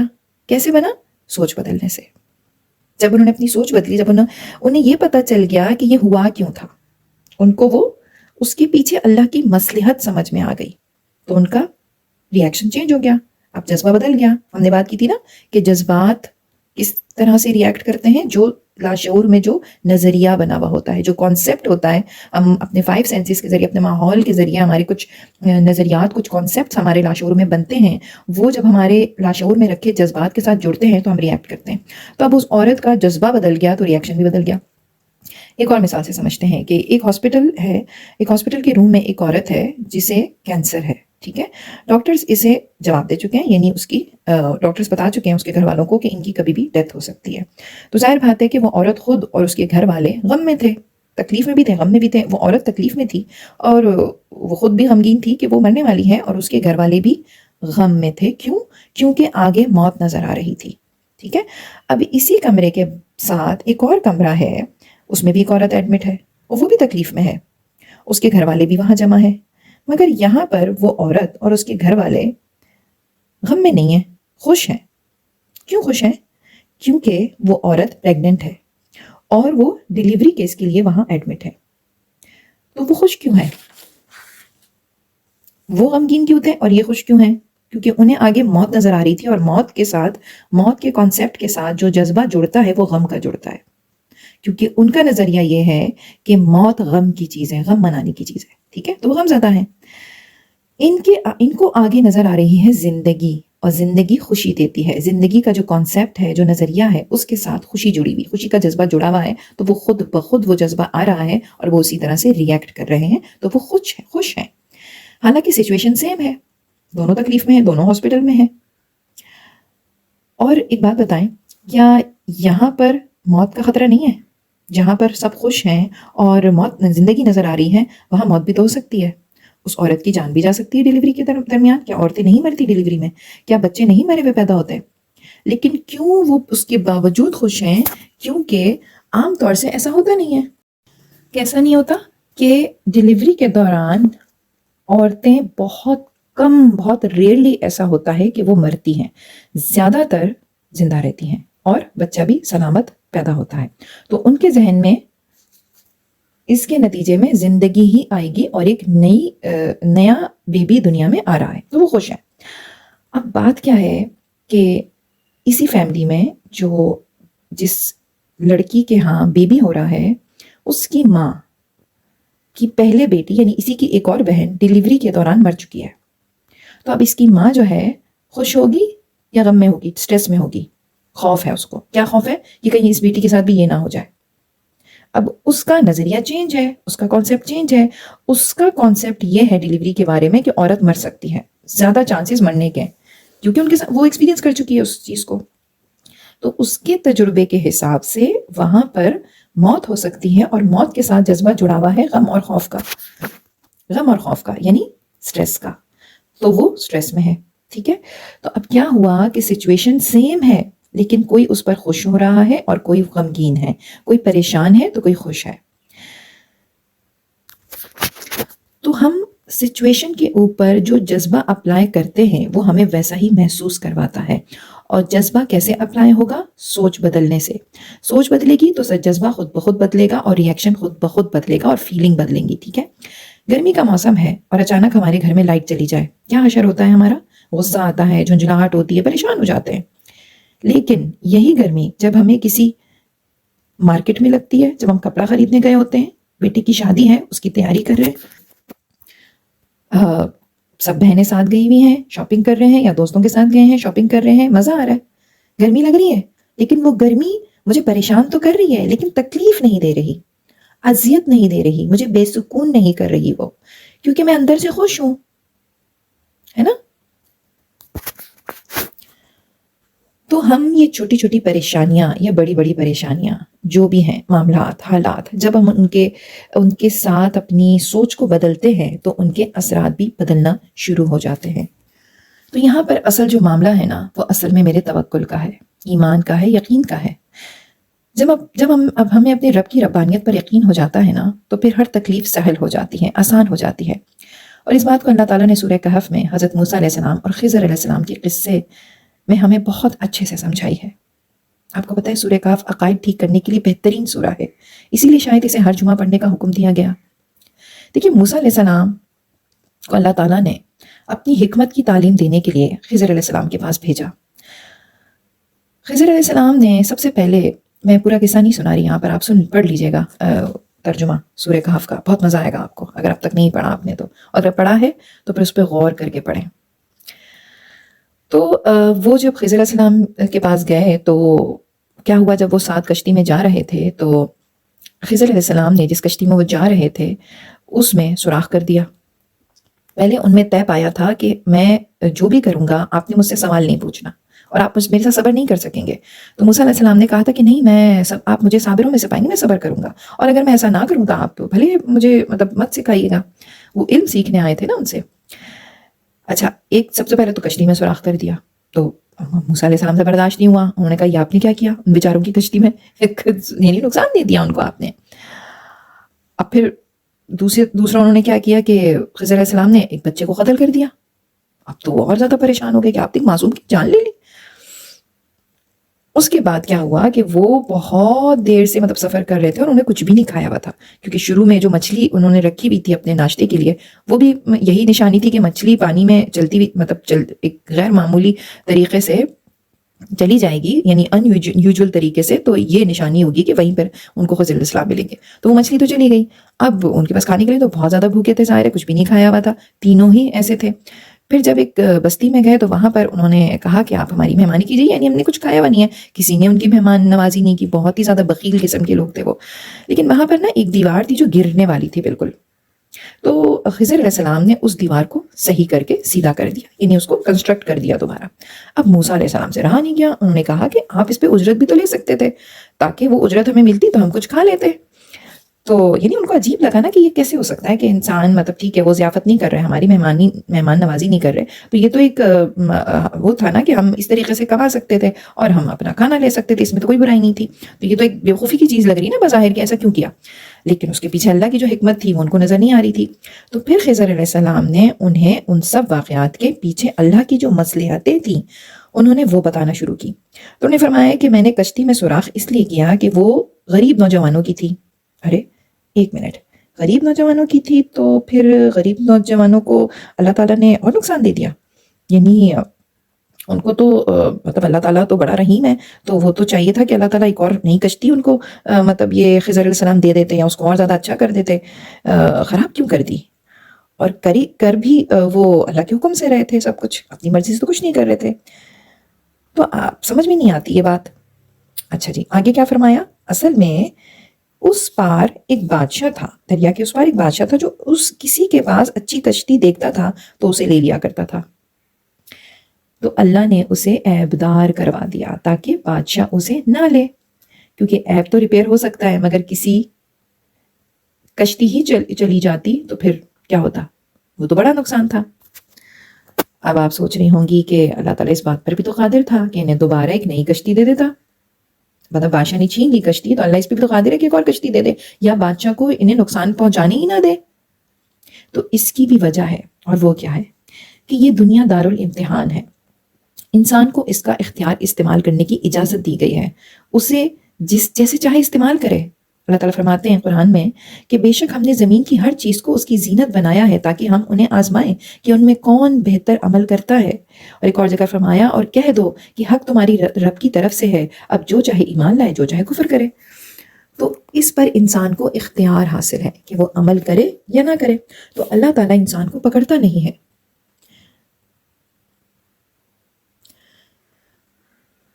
اور پھر اگر اللہ تعالیٰ اسی طرح ہر ظالم کو ظلم کرنے سے پکڑتا رہے تو پھر تو یہ دارالامتحان ہی نہ ہوا نا. کیونکہ یہ دنیا دیکھیں، ظالم ظلم کرتا ہے وہ اس کا امتحان ہوتا ہے کہ وہ ظلم کرتا ہے یا رکتا ہے، ٹھیک ہے. اور جس پر ظلم کر رہا ہے وہ اس کا امتحان ہوتا ہے کہ وہ اس ظلم کا پر صبر کرتا ہے. لیکن آخرت والے دن اللہ بدلا دے گا اس کو اس کے کیے کا اجر ملے گا، اس کو اس کے کیے کا اجر ملے گا. سورہ ابراہیم میں اللہ تعالیٰ فرماتے ہیں اور اللہ ظالموں کو بھٹکنے دیتا ہے اور اللہ جو چاہتا ہے کرتا ہے. یعنی بھٹکنے دیتا ہے کہ کرو جو دل چاہے کرو، چھوٹ دیتا ہے ان کو.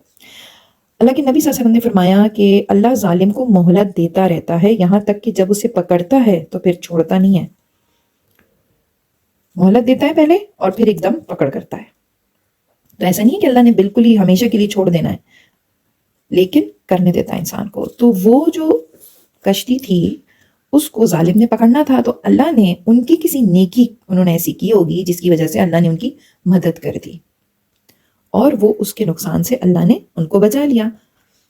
مگر ظالم کو اللہ نے نہیں روکا، کیونکہ ظالم کو اللہ مہلت دیتا رہتا ہے. کیا فرمایا اللہ کے نبی صلی اللہ علیہ وسلم نے کہ اللہ ظالم کو مہلت دیتا رہتا ہے یہاں تک کہ جب اسے پکڑتا ہے تو پھر چھوڑتا نہیں ہے. اب یہ جو پکڑ ہے نا، یہ زندگی میں بھی ہو سکتی ہے اور آخرت میں تو ہوگی ہی ہوگی، لیکن بس اوقات انسان کی پکڑ دنیا میں بھی ہو جاتی ہے اور پھر ایسی مصیبت میں انسان مبتلا ہو جاتا ہے جس سے وہ کبھی نہیں نکل سکتا. بائی دا وے آپ کو پتہ ہے کہ ہم انسان جتنے بھی گناہ کرتے ہیں اس زندگی میں وہ تمام ظلم ہی ہوتے ہیں، چاہے وہ چھوٹے ہوں یا بڑے ہوں. ہر کوئی اپنی نوعیت کا ظالم ہوتا ہے. ایک قاتل کو شروع سے قتل کی ٹریننگ ملی لہٰذا اس نے قتل کا ظلم کیا. ایک چور کو چوری کی ٹریننگ ملی، یعنی اس نے دیکھا اپنے ماحول سے وہی سیکھا تو وہ چوری کا ظلم کرتا ہے. لیکن ہم جیسی گھریلو عورتیں ہم کیا ظلم کرتی ہیں؟ اچھا یہ بتائیں حضرت آدم علیہ السلام نے کیا ظلم کیا تھا؟ جب جنت میں اللہ تعالیٰ نے ان سے کہا تھا کہ سب کچھ کھاؤ پیو مگر اس درخت کے قریب مت جانا، اس کا پھل مت کھانا، تو انہوں نے وہ پھل کھا لیا تھا. پھر انہوں نے اللہ سے کیا فرمایا تھا؟ ربنا ظلمنا انفسنا، اے ہمارے رب ہم نے اپنی جانوں پر ظلم کیا. تو پھل ہی تو کھایا تھا، اور کیا کیا تھا؟ مسئلہ پھل کھانے کا نہیں تھا، مسئلہ اللہ کے حکم کو ڈینائی کرنے کا تھا، تو وہ بھی ظلم تھا. تو ہم اپنی اپنی کیٹیگریز میں اپنی اپنی جو ہمیں اختیارات دیے ہیں اللہ تعالیٰ نے اس میں ظلم کرتے ہیں، اپنے سرکل میں ظلم کرتے ہیں. کسی کا دل توڑ کر، کسی کی خوشیوں کا گلا گھونٹ کر، کسی کو نیچا دکھا کر، کسی کے پیٹ پیچھے اس کی عزت پامال کر کے. یہ حدیث تو سنا چکی ہوں نا میں، آج آپ کو پوری سنا دیتی ہوں. ہلا دینے والی حدیث ہے. حضرت عبداللہ بن عمر سے مروی ہے، فرماتے ہیں کہ میں نے رسول اللہ صلی اللہ علیہ وسلم کو کعبے کا طواف کرتے دیکھا. آپ صلی اللہ علیہ وسلم فرما رہے تھے کہ تو کتنا عظیم ہے اور تیری حرمت کتنی عظیم ہے. یعنی خانہ کعبہ کو دیکھ کے فرما رہے ہیں کہ تو کتنا عظیم ہے اور تیری حرمت کتنی عظیم ہے. قسم ہے اس ذات کی جس کے ہاتھ میں محمد کی جان ہے، اللہ کے نزدیک ایک مومن کی حرمت تجھ سے بھی زیادہ عظیم ہے. اللہ اکبر. اس کے مال کی، اس کے خون کی، اور یہ کہ اس کے بارے میں برا گمان رکھا جائے. اللہ اکبر. کتنی کلیئر حدیث ہے. دوبارہ سنا دیتی ہوں. رسول اللہ صلی اللہ علیہ وسلم طواف کر رہے تھے خانہ کعبہ کا اور فرما رہے تھے تو کتنا عظیم ہے اور تیری حرمت کتنی عظیم ہے. قسم ہے اس ذات کی جس کے ہاتھ میں محمد کی جان ہے صلی اللہ علیہ وسلم. اللہ کے نزدیک ایک مومن کی حرمت تجھ سے بھی زیادہ عظیم ہے، اس کے مال کی، اس کے خون کی، اور یہ کہ اس کے بارے میں نیک گمان رکھا جائے. میں نے برا بول دیا تھا غلطی سے. یعنی یہ اس کا حق ہے کہ اس کے بارے میں نیک گمان رکھا جائے. یہ اس سے بھی زیادہ ہے اگر آپ اس کے بارے میں برا گمان رکھ رہے ہیں اور اس کی عزت پامال کر رہے ہیں، اس کو مالی نقصان دے رہے ہیں، تو یہ ایسے ہے جیسے آپ نے اس سے بھی زیادہ ہے کہ آپ نے خانہ کعبے کی حرمت کو پامال کیا ہو. اب آپ سوچیں کتنا بڑا ظلم کرتے ہیں ہم جب اپنے مومن بھائی، مومنہ بہن کے لیے کچھ بھی کہتے تھے. تو اپنی اپنی کیپیسٹی میں تو ہم سب ظالم ہیں نا. اور اللہ کا یہ قانون نہیں ہے کہ وہ بندے کو ظلم کرنے سے روکے، وہ کرنے دیتا ہے اور ایک ہی بار پکڑ کرتا ہے اور پھر چھوڑتا نہیں ہے. خیر، تو ہم بات کیا کر رہے تھے کہ اللہ چاہتا تو بادشاہ کو روک دیتا، مگر اللہ نے بادشاہ کو نہیں روکا، بلکہ ان غریب لڑکوں کی غیب سے مدد کی تاکہ وہ اس کے ظلم سے بچ سکے. مگر دیکھیں یہاں پر سوچنے کی بات کیا ہے، جو اصل غور طلب بات ہے نا وہ یہ ہے کہ جب کشتی میں سوراخ ہوا ہوگا تو اس وقت ان غریب لڑکوں کی سوچ کیا ہوگی. کیونکہ یہ بات تو ہمیں بتائی جا رہی ہے نا قرآن میں. انہیں تو نہیں پتا تھا کہ خضر علیہ السلام جو ہے وہ جو انہوں نے کیا اس کے پیچھے اللہ کی کیا مصلحت ہے اور وہ اللہ کے حکم سے ایسا کر رہے ہیں. تو انہیں کون سی چیز تھی جو تسلی دے رہی تھی؟ کیا چیز تھی ایسی؟ ایک نظریہ ہے جو اپلائی اگر کر دیا جائے کسی بھی سچویشن پر تو وہ سچویشن انسان کو نیگیٹیوٹی کی طرف نہیں پازیٹیوٹی کی طرف لے کے جاتی ہے. اور وہ کیا نظریہ ہے؟ وہ نظریہ یہ ہے کہ ہر کام میں اللہ کی مصلحت ہوتی ہے، ضرور اس میں کوئی خیر ہوگی. اب یہاں پر ذرا رکیں اور پین اور نوٹ بک اٹھائیں اور ایک دوسرا سنہری اصول لکھ لیجئے. وہ سنہری اصول کیا ہے کہ ہر شر میں خیر چھپا ہوتا ہے. ہر شر میں خیر چھپا ہوتا ہے. اس جملے کو آپ 3 مرتبہ کم از کم اور زیادہ سے زیادہ 10 بار بھی لکھ سکتی ہیں. یہ آپ کو ذہن نشین ہو جائے گا انشاءاللہ. اچھا جی، اب آگے دوسرے معاملے کی حقیقت بھی بتا دی خضر علیہ السلام نے، اور یہ بہت ہی زیادہ اہم قصہ ہے، اہم بات ہے. فرمایا لڑکے کو اس لیے قتل کیا کہ اس کے ماں باپ مومن تھے. ارے یہ کیا، ماں باپ مومن تھے تو انہیں مطلب کیا مومن ہونے کی نعوذ باللہ سزا مل رہی تھی؟ ان کا بیٹا چھین لیا ان سے اللہ تعالیٰ نے، تو یہ کیا بات ہوئی کہ مومن تھے تو اس لیے بیٹے کو قتل کر دیا؟ اس کے پیچھے بھی یہی حکمت تھی. کیا تھی؟ اب اس کو ذرا سمجھتے ہیں. بہت انٹرسٹنگ وہ ہے یہ کہ اس میں ان کی کیا بھلائی تھی والدین کی. دیکھیں والدین تھے تو مومن، لیکن ہو سکتا ہے کہ وہ زیادہ علم نہ رکھتے ہوں یا بہت زیادہ حکمت نہ ہو ان کے پاس، اور ان کا جو بیٹا تھا وہ معاشرے کے اور ماحول کے زیر اثر بگڑ چکا تھا. وہ جو لڑکا تھا اس کی فطرت مسخ ہو چکی تھی. تو یہاں اللہ نے کیا فرمایا کہ ہمیں اندیشہ ہوا کہ وہ جو ہے اپنے ماں باپ کو، دیکھیں یہاں جو لفظ استعمال ہوا ہے نا یرہقہما، وہ مسلط کر دے گا ان پر، ڈال دے گا ان پر طغیانن، سرکشی، وکفرن اور کفر. یعنی جب وہ بیٹا جوان ہوتا تو والدین اس کے انفلوئنس میں آ کر خود بھی کافر ہو جاتے اور سرکش ہو جاتے، اور یہ کتنی بڑی وہ تھی ان کی، کتنی بڑی ایک بدبختی ہوتی، مگر چونکہ وہ ایمان پر تھے تو اللہ نے انہیں اس کا ریوارڈ اس طریقے سے دیا کہ انہیں اس اولاد سے نجات دے کر اس کے بدلے میں ایک اور اولاد دی۔ فرمایا فَأَرَدْنَا، اور ہم نے ارادہ کیا، ہم نے چاہا، إِن يُبْدِلَهُمَا، کہ بدل دیں انہیں، ربہما، ان کا رب، ان دونوں کا رب، خیرن، بہتر، منہ، اس سے، زکاتن، زیادہ پاک، و اقرب، اور زیادہ قریب، رحمہ، رحمت میں۔ یعنی ہم نے چاہا کہ ان کا رب انہیں اس کے بدلے، یہ خضر علیہ السلام یہ فرما رہے ہیں سورہ کہف میں، کہ ہم نے چاہا کہ ان کا رب انہیں اس کے بدلے اس سے بہتر، پاکیزہ اور رحم والا بیٹا عطا کر دے۔ یہ تھی اللہ کی حکمت۔ کیا حکمت تھی؟ کہ دیکھیں، ایک تو ایمان بچا لیا اللہ نے، ان کا کافر نہیں ہونے دیا۔ دوسرا فائدہ یہ ہوا کہ بیٹے کی موت پر، یعنی اولاد کی موت پر، اللہ نے جنت کا جو وعدہ کیا ہے انہیں وہ بھی مل گئی۔ کفر سے بچ گئے، جنت مل گئی، کفر سے بچے تو بھی جنت ملی، ایمان پر رہے، ٹھیک ہے۔ بیٹے کی موت کا ایک صدمہ ملا، ایک آزمائش آئی، اس پہ اللہ نے صبر دیا، وہ بھی، اس پر بھی جنت مل گئی، جنت میں محل بھی مل گیا، ٹھیک ہے، بیت الحمد، پتہ ہے نا آپ کو۔ تیسرا فائدہ کیا ہوا کہ وہ جو بیٹا تھا وہ کم عمری میں مر گیا، تو ظاہر بات ہے کہ وہ بھی جنت میں جائے گا۔ اگر وہ بڑا ہو کے بڑی عمر میں جا کے مرتا، کفر کی حالت میں مرتا، تو کیا ہوتا کہ وہ بھی جہنم میں جاتا اوبیسلی، اور والدین کے لیے تکلیف کا باعث بنتا، زندگی میں بھی اور آخرت میں بھی تکلیف کا باعث بنتا۔ یہ بھی جہنم میں جاتے، وہ بھی جہنم میں جاتا، یہ بھی زندگی بھی اذیت میں گزرتی کہ بیٹا اذیت دیتا ان کو، کیونکہ رحم نہیں تھا اس کے دل میں۔ اللہ فرما رہے نا کہ اس کو دوسرے بیٹے سے بدلا جو زیادہ رحم والا ہوتا، ٹھیک ہے۔ اب ایک چوتھا فائدہ کیا ہوا ان کو کہ اللہ نے اس کے بدلے میں ایک اور اولاد دی جو نیک تھی، ٹھیک ہے۔ انہیں سرکشی پر نہیں ابھارے گی، بلکہ وہ ان کی آنکھوں کی ٹھنڈک بنے گی، اس لیے سکون کا باعث بنے گی، تو زندگی میں بھی سکون، ایمان بھی بچ گیا۔ اور پانچواں فائدہ کیا ہوا کہ آخرت میں وہ بھی جنت میں ان کے ساتھ ہوگا، جو دوسرا بیٹا دیا وہ بھی جنت میں، پہلا بیٹا بھی جنت میں، یہ خود بھی جنت میں۔ اور ایک چھٹا فائدہ ہوا، دنیا میں ان کی پوری نسل جو اس بیٹے سے چلی ہوگی وہ بھی ان کے لیے صدقہ جاریہ بن گئی۔ ظاہر بیٹا نیک ہے تو اولاد بھی نیک ہوگی نا، تو ان کے لیے صدقہ جاریہ بھی بن گئی۔ تو اب ایک جو اولاد اللہ نے لے تو لی، لیکن دیکھیں ایسی اولاد لی جو ان کو تکلیف دیتی بعد میں، ایسی اولاد لینے کے بدلے اللہ نے کتنے فائدے دے دیے۔ یہ تو وہ ہیں جو ہم نے گن لیے، پتہ نہیں اور کتنی مصلحتیں ہوں، پتہ نہیں اور کتنے فائدے ہوں۔ تو بسا اوقات ہمارے اوپر جو مصیبت آتی ہے، جو آزمائش آتی ہے، اس کے پیچھے اللہ کی کئی مصلحتیں ہوتی ہیں، بس شرط یہ کہ ہم ان کو اس طرح سے لیں۔ اب دیکھیں یہاں پر بھی سوچنے کی بات یہ ہے کہ ان کو تو نہیں پتا تھا نا کہ ان کے ساتھ جو ہو رہا ہے اس کے پیچھے اتنی اللہ کی بہتری ہے۔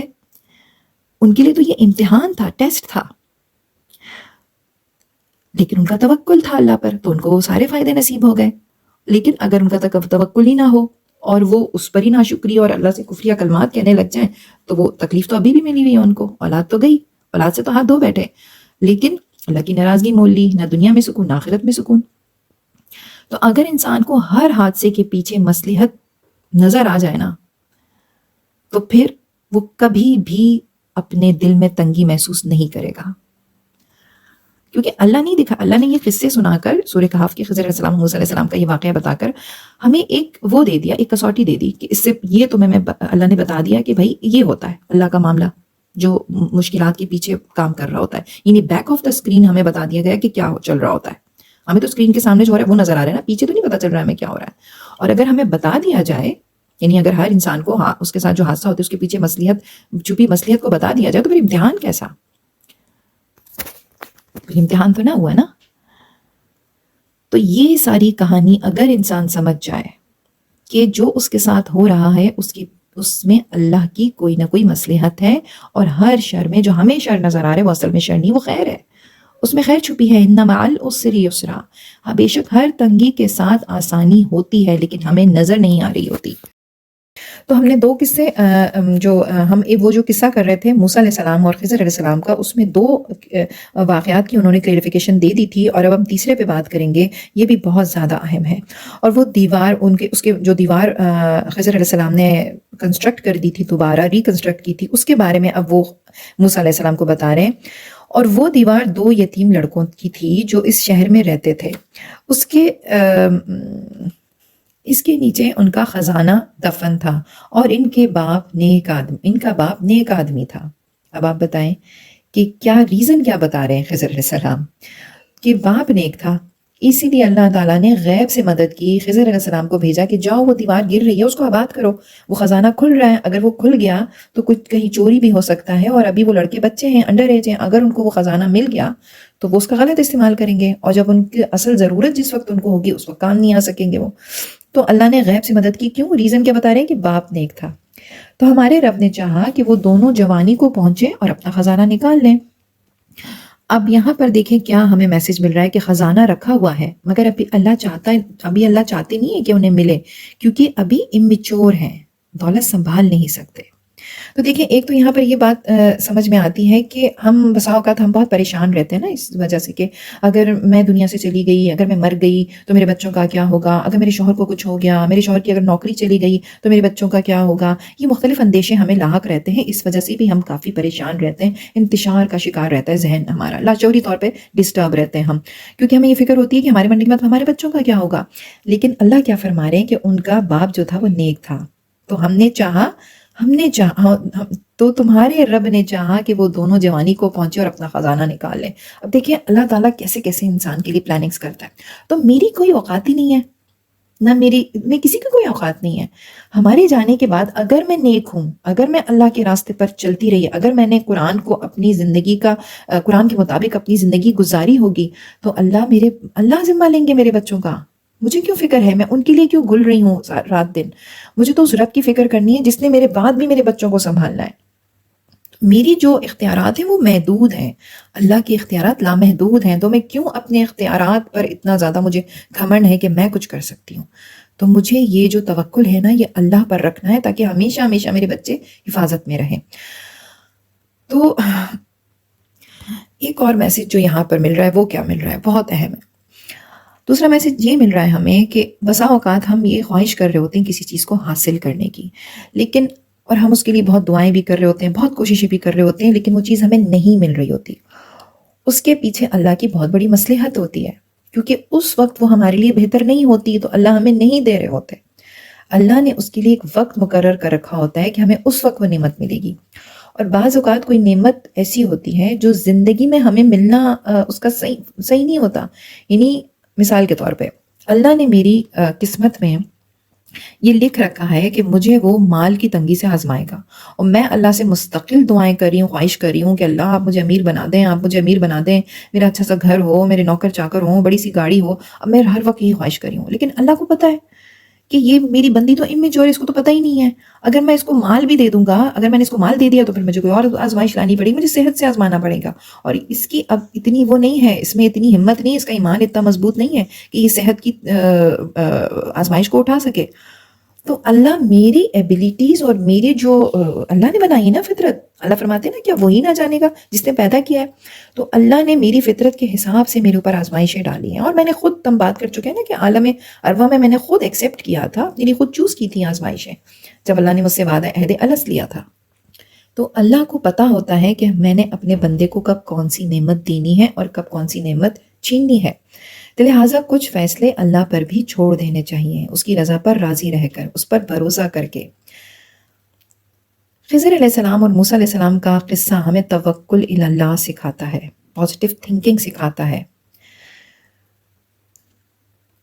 تو یہاں پر یہ قصہ ختم ہوتا ہے۔ اچھا اب ہم ایک اور قصے کی طرف بڑھیں گے، سورہ کہف ہی کا قصہ ہے، میں نے شروع میں ذکر بھی کیا تھا کہ دو دوست تھے، ان میں سے جو ایک تھا وہ بہت زیادہ امیر تھا اور ایک غریب تھا۔ ان کے قصے سے اللہ تعالیٰ ہمیں، اب ہم یہ جو قصہ میں سنانے جا رہی ہوں اس سے ہم کون سے اصول نکالیں گے؟ وہ اصول نکالیں گے کہ وہ کون سی ہماری کوتاہیاں، کون سی غلطیاں، کون سی سوچ ہے جس کی وجہ سے ہمارے اوپر مصیبتیں آتی ہیں۔ اس سے آپ کو اتنا بہترین ایک، اگر آپ نے سمجھ لیا نا اس قصے کو، غور و فکر کر لیا اس کے اوپر، تو انشاءاللہ آپ زندگی کی بہت بڑی بڑی مشکلات سے اور بڑے بڑے مسائل سے آپ انشاءاللہ نجات حاصل کر لیں گی۔ اچھا ہاں، قصہ یہاں سے شروع ہوتا ہے۔ اللہ تعالیٰ فرماتے ہیں کہ اے نبی، ان کے سامنے دو شخصوں کی مثال بیان کیجیے۔ ہم نے ان میں سے ایک کو انگور کے 2 باغ عطا کیے تھے اور ان کے گرد کھجور کے درخت لگائے تھے۔ یعنی انگور کے باغ تو تھے ہی تھے، لیکن ان کو پروٹیکٹ کرنے کے لیے اللہ نے اس کی چاروں طرف، ان دونوں باغوں کے چاروں طرف کھجور کے درخت بھی لگا دیے تھے کہ وہ ہر قسم کی مصیبت، آندھی طوفان سے بچ سکے۔ اور ان دونوں کے یعنی دونوں باغوں کے درمیان ایک نہر بھی جاری کر دی، یعنی اس کو پانی بھی ڈالنے کا کوئی مسئلہ نہیں تھا، نہر تھی بیچ میں، اس کو خود ہی پانی ملتا رہتا تھا۔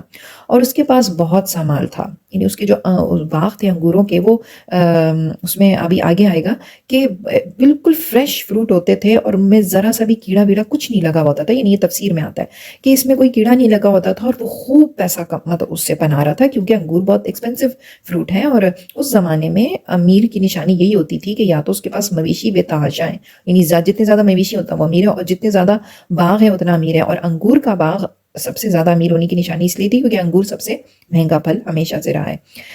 اچھا، اور ان دونوں کے درمیان ایک نہر جاری کر دی تھی، اور اس کے پاس بہت سا مال تھا، تو اس نے اپنے ساتھی سے بات، اب دیکھیں اللہ تعالیٰ ان کی جو کمیونیکیشن، دیکھیں ہمارا ایمان ہے اس بات پر کہ اللہ تعالیٰ قرآن میں جو ہے نا کوئی بھی بات بلا وجہ نہیں نقل کرتے ہیں۔ اگر کسی کی کوئی بات اللہ ہمیں بتا رہے ہیں نا تو اس میں بہت بڑی بڑی حکمتیں چھپی ہوتی ہیں۔ اور پھر سورہ کہف کی تو دیکھیں، اللہ ہر جمعے کو جو پڑھنے کو اللہ نے کہا ہے، اللہ کے نبی صلی اللہ علیہ وسلم نے، کہ یہ دجال کی فتنے سے بھی بچائے گی نا ہمیں، آپ کو پتہ ہوگی یہ بات۔ سورہ کہف ہمیں دجال کی فتنے سے بچائے گی، اور دجال کی فتنے سے بڑے بڑے علماء بھی نہیں بچ سکیں گے، صرف وہ بچیں گے جنہوں نے سورہ کہف پہ غور و فکر کیا ہوگا۔ آپ کو یہ بات پتہ ہے؟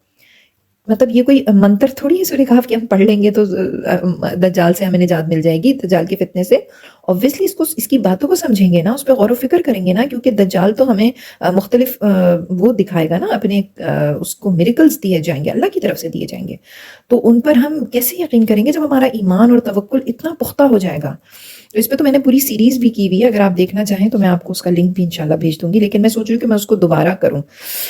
اچھا جی، تو اب کیا ہوا کہ اللہ نے اگر ان کی ان باتوں کو نقل کیا ہے نا تو اس کے پیچھے ضرور کوئی بہت بڑی مصلحت ہوگی۔ تو اور سب سے بڑی بات یہ کہ اللہ نے ان کی پوری جو بات چیت تھی اس کو نقل نہیں کیا، کچھ خاص جو ہمارے لیے سبق کے لیے ضروری تھے نا، نصیحت کے لیے، صرف وہ باتیں اللہ نے نقل کی۔ تو اب وہ دونوں میں بات چیت ہو رہی تھی، اور وہ دوست جو تھا وہ غریب تھا، یہ امیر تھا، دونوں بات چیت کر رہے تھے۔ اب باتوں کے دوران اس نے کیا کہا کہ میں تم سے مال میں زیادہ ہوں اور افراد میں زیادہ طاقتور ہوں، یعنی میرے پاس افراد بھی زیادہ ہیں، اس کی ظاہر ہے وہ نوکر چاکر بھی ہوں گے، فورسز ہوں گی اس کے کچھ تفسیر میں یہ بھی آتا ہے، ایک اندازہ یہ بھی لگایا جاتا ہے کہ اس کے بیٹے زیادہ تھے تو ان پہ فخر کر رہا تھا، وہ پہلے زمانے میں زیادہ بیٹے ہونے پہ زیادہ فخر کیا جاتا تھا۔ اور وہ اپنے باغ میں داخل ہوا اپنے نفس پر ظلم کرتے ہوئے۔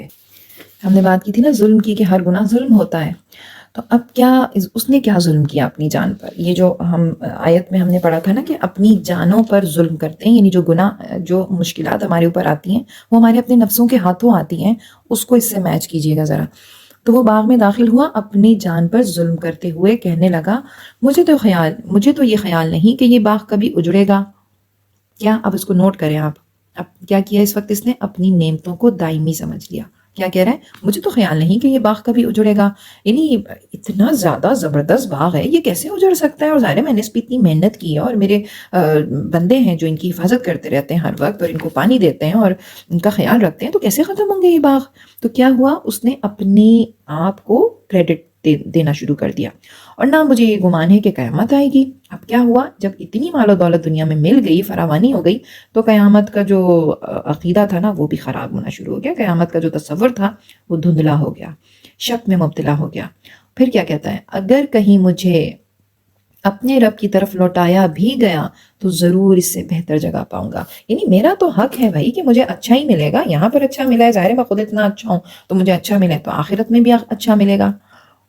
آپ نے دیکھے ہوں گے ایسے کیریکٹرز جو بہت زیادہ خوش فہمیوں میں مبتلا رہتے ہیں کہ میں تو بس اللہ مجھ سے، مطلب ان کا یہ وہ خود ہی اندازہ لگا لیتے ہیں کہ اللہ جو کتنی نعمتیں مجھے دے رہا ہے تو ظاہر ہے اللہ مجھ سے خوش ہے، اللہ مجھ سے بالکل بھی ناراض نہیں ہے، اور اگر وہ مجھ سے ناراض ہوتا، میں کوئی اتنا گنہگار ہوتا تو اللہ مجھے نعمتیں تھوڑی دیتا، اتنی مال و دولت تھوڑی پہ مجھے دیتا۔ تو بلا وجہ کی خوش فہمیوں میں مبتلا تھا، اور دوسرا کیا، اپنے آپ کو کریڈٹ دے رہا تھا۔ اب دیکھیں وہ جو دوست غریب تھا وہ اس سے کیا کہتا ہے، اس کے ساتھی نے اس سے گفتگو کرتے ہوئے کہا، اب یہاں کچھ اصول سکھائے جا رہے ہیں ہمیں، اس کا رویہ تو بتا دیا، منفی رویہ، کہ یہ اس کا غلط رویہ تھا. اب ہونا کیا چاہیے اور کیا کیا چیزیں اس نے غلطیاں کیا کی، وہ اب یہ دوسرا بندہ پوائنٹ آؤٹ کرے، کیونکہ تفسیر میں آتا ہے کہ یہ جو بندہ تھا یہ بہت نیک تھا، یہ اللہ والا تھا. کیا تم اس ذات کے ساتھ کفر کرتے ہو جس نے تمہیں مٹی سے پھر نطفے سے پیدا کیا، پھر تمہیں پورا انسان بنایا؟ یعنی اپنی نعمتوں کو دیکھ کر، اب یہ میں اس کا مفہوم آپ کو بتا رہی ہوں، جو اس نے کہا اس کا مقصد یہ تھا کہنے کا کہ اپنی نعمتوں کو دیکھ کر اللہ کو تو بیچ میں سے نکال ہی دیا تم نے، گویا کہ کفر کر دیا اس کی ذات کا تم نے. اب وہ آگے بتائے گا نا کہ کیا کرنا چاہیے تھا اس کو. اب آگے اور کیا کہتا ہے کہ لیکن میں تو اسی اللہ کو اپنا رب مانتا ہوں اور اپنے رب کے ساتھ کسی کو شریک نہیں ٹھہراتا. اب ذرا یہاں غور کیجئے کہ یہاں پر شرک کیا کیا ہے اس نے. وہ اس شخص کو کیا یاد دلا رہا ہے، اس کو یہ بتانا چاہ رہا ہے کہ تم شرک کر رہے ہو اور میں تو شرک نہیں کرتا. تو کون یہاں پہ مشرک، کس کو معبود کون ہے یہاں پر؟ اس شخص نے تو، وہ امیر آدمی نے کسی معبود کا تو ذکر نہیں کیا، کسی بت کا تو ذکر نہیں کیا. وہ تو کہہ رہا ہے اگر میں اپنے رب کی طرف لوٹایا گیا تو اس سے بھی بہتر پاؤں گا. اس کو تو اللہ کا ہی نام لے رہا ہے، وہ تو کسی بت کا نام لے ہی نہیں رہا. پھر کیوں یہ کہہ رہا ہے؟ کس کو شریک بنایا اس نے؟ اپنی ذات ہی کو شریک بنا لیا اللہ کا. اب یہاں پر وہ آیت یاد کریں جب اللہ کی نبی صلی اللہ علیہ وسلم نے فرمایا، قرآن کی جو آیت ہے کہ اللہ تعالیٰ فرما رہے ہیں کہ اے نبی، کیا آپ نے اس شخص کو دیکھا جس نے اپنے نفسی کو اپنا معبود بنا لیا ہے، اپنے نفس کو پوج رہا ہے، اپنے آپ کو کوئی چیز سمجھ رہا ہے، میرا کمال ہے، یہ میری خوبی ہے، کوئی میری محنت ہے، میری ڈگری، میری تعلیم، میرا ٹیلنٹ. آسان تھوڑی ہوتا ہے اس مقام کو حاصل کرنا. بھائی دھکے کھائے میں نے بھی روڈوں پہ، اور کیا کیا محنت ہی کی ہے، تب کہیں جا کر اس قابل ہوا میں کہ اتنی بڑی بڑی کمپنیز کا مالک ہو گیا ہوں میں. اور بھائی بچے اگر ٹیلنٹڈ ہیں، بچے اگر کسی قابل ہو گئے، آج کمانے کے قابل ہیں، تو اس کے پیچھے محنت ہے ہماری. میں نے رات دن ان کے ساتھ ایک کیا ہے، ان کو پڑھایا لکھایا، اس قابل بنایا، ان کے لیے ٹیوشن لگواتی تھی، رات بھر جاگتی تھی اور دن بھر ان کے ساتھ محنت کرتی تھی، اور گھر کے کام بھی ہوتے تھے، میں تو ان کو یہ سکھاتی تھی وہ سکھاتی تھی. تو میرا کمال ہے اس میں. اللہ کہاں ہے؟ اب دیکھیں اس شخص نے طریقہ کیا بتایا.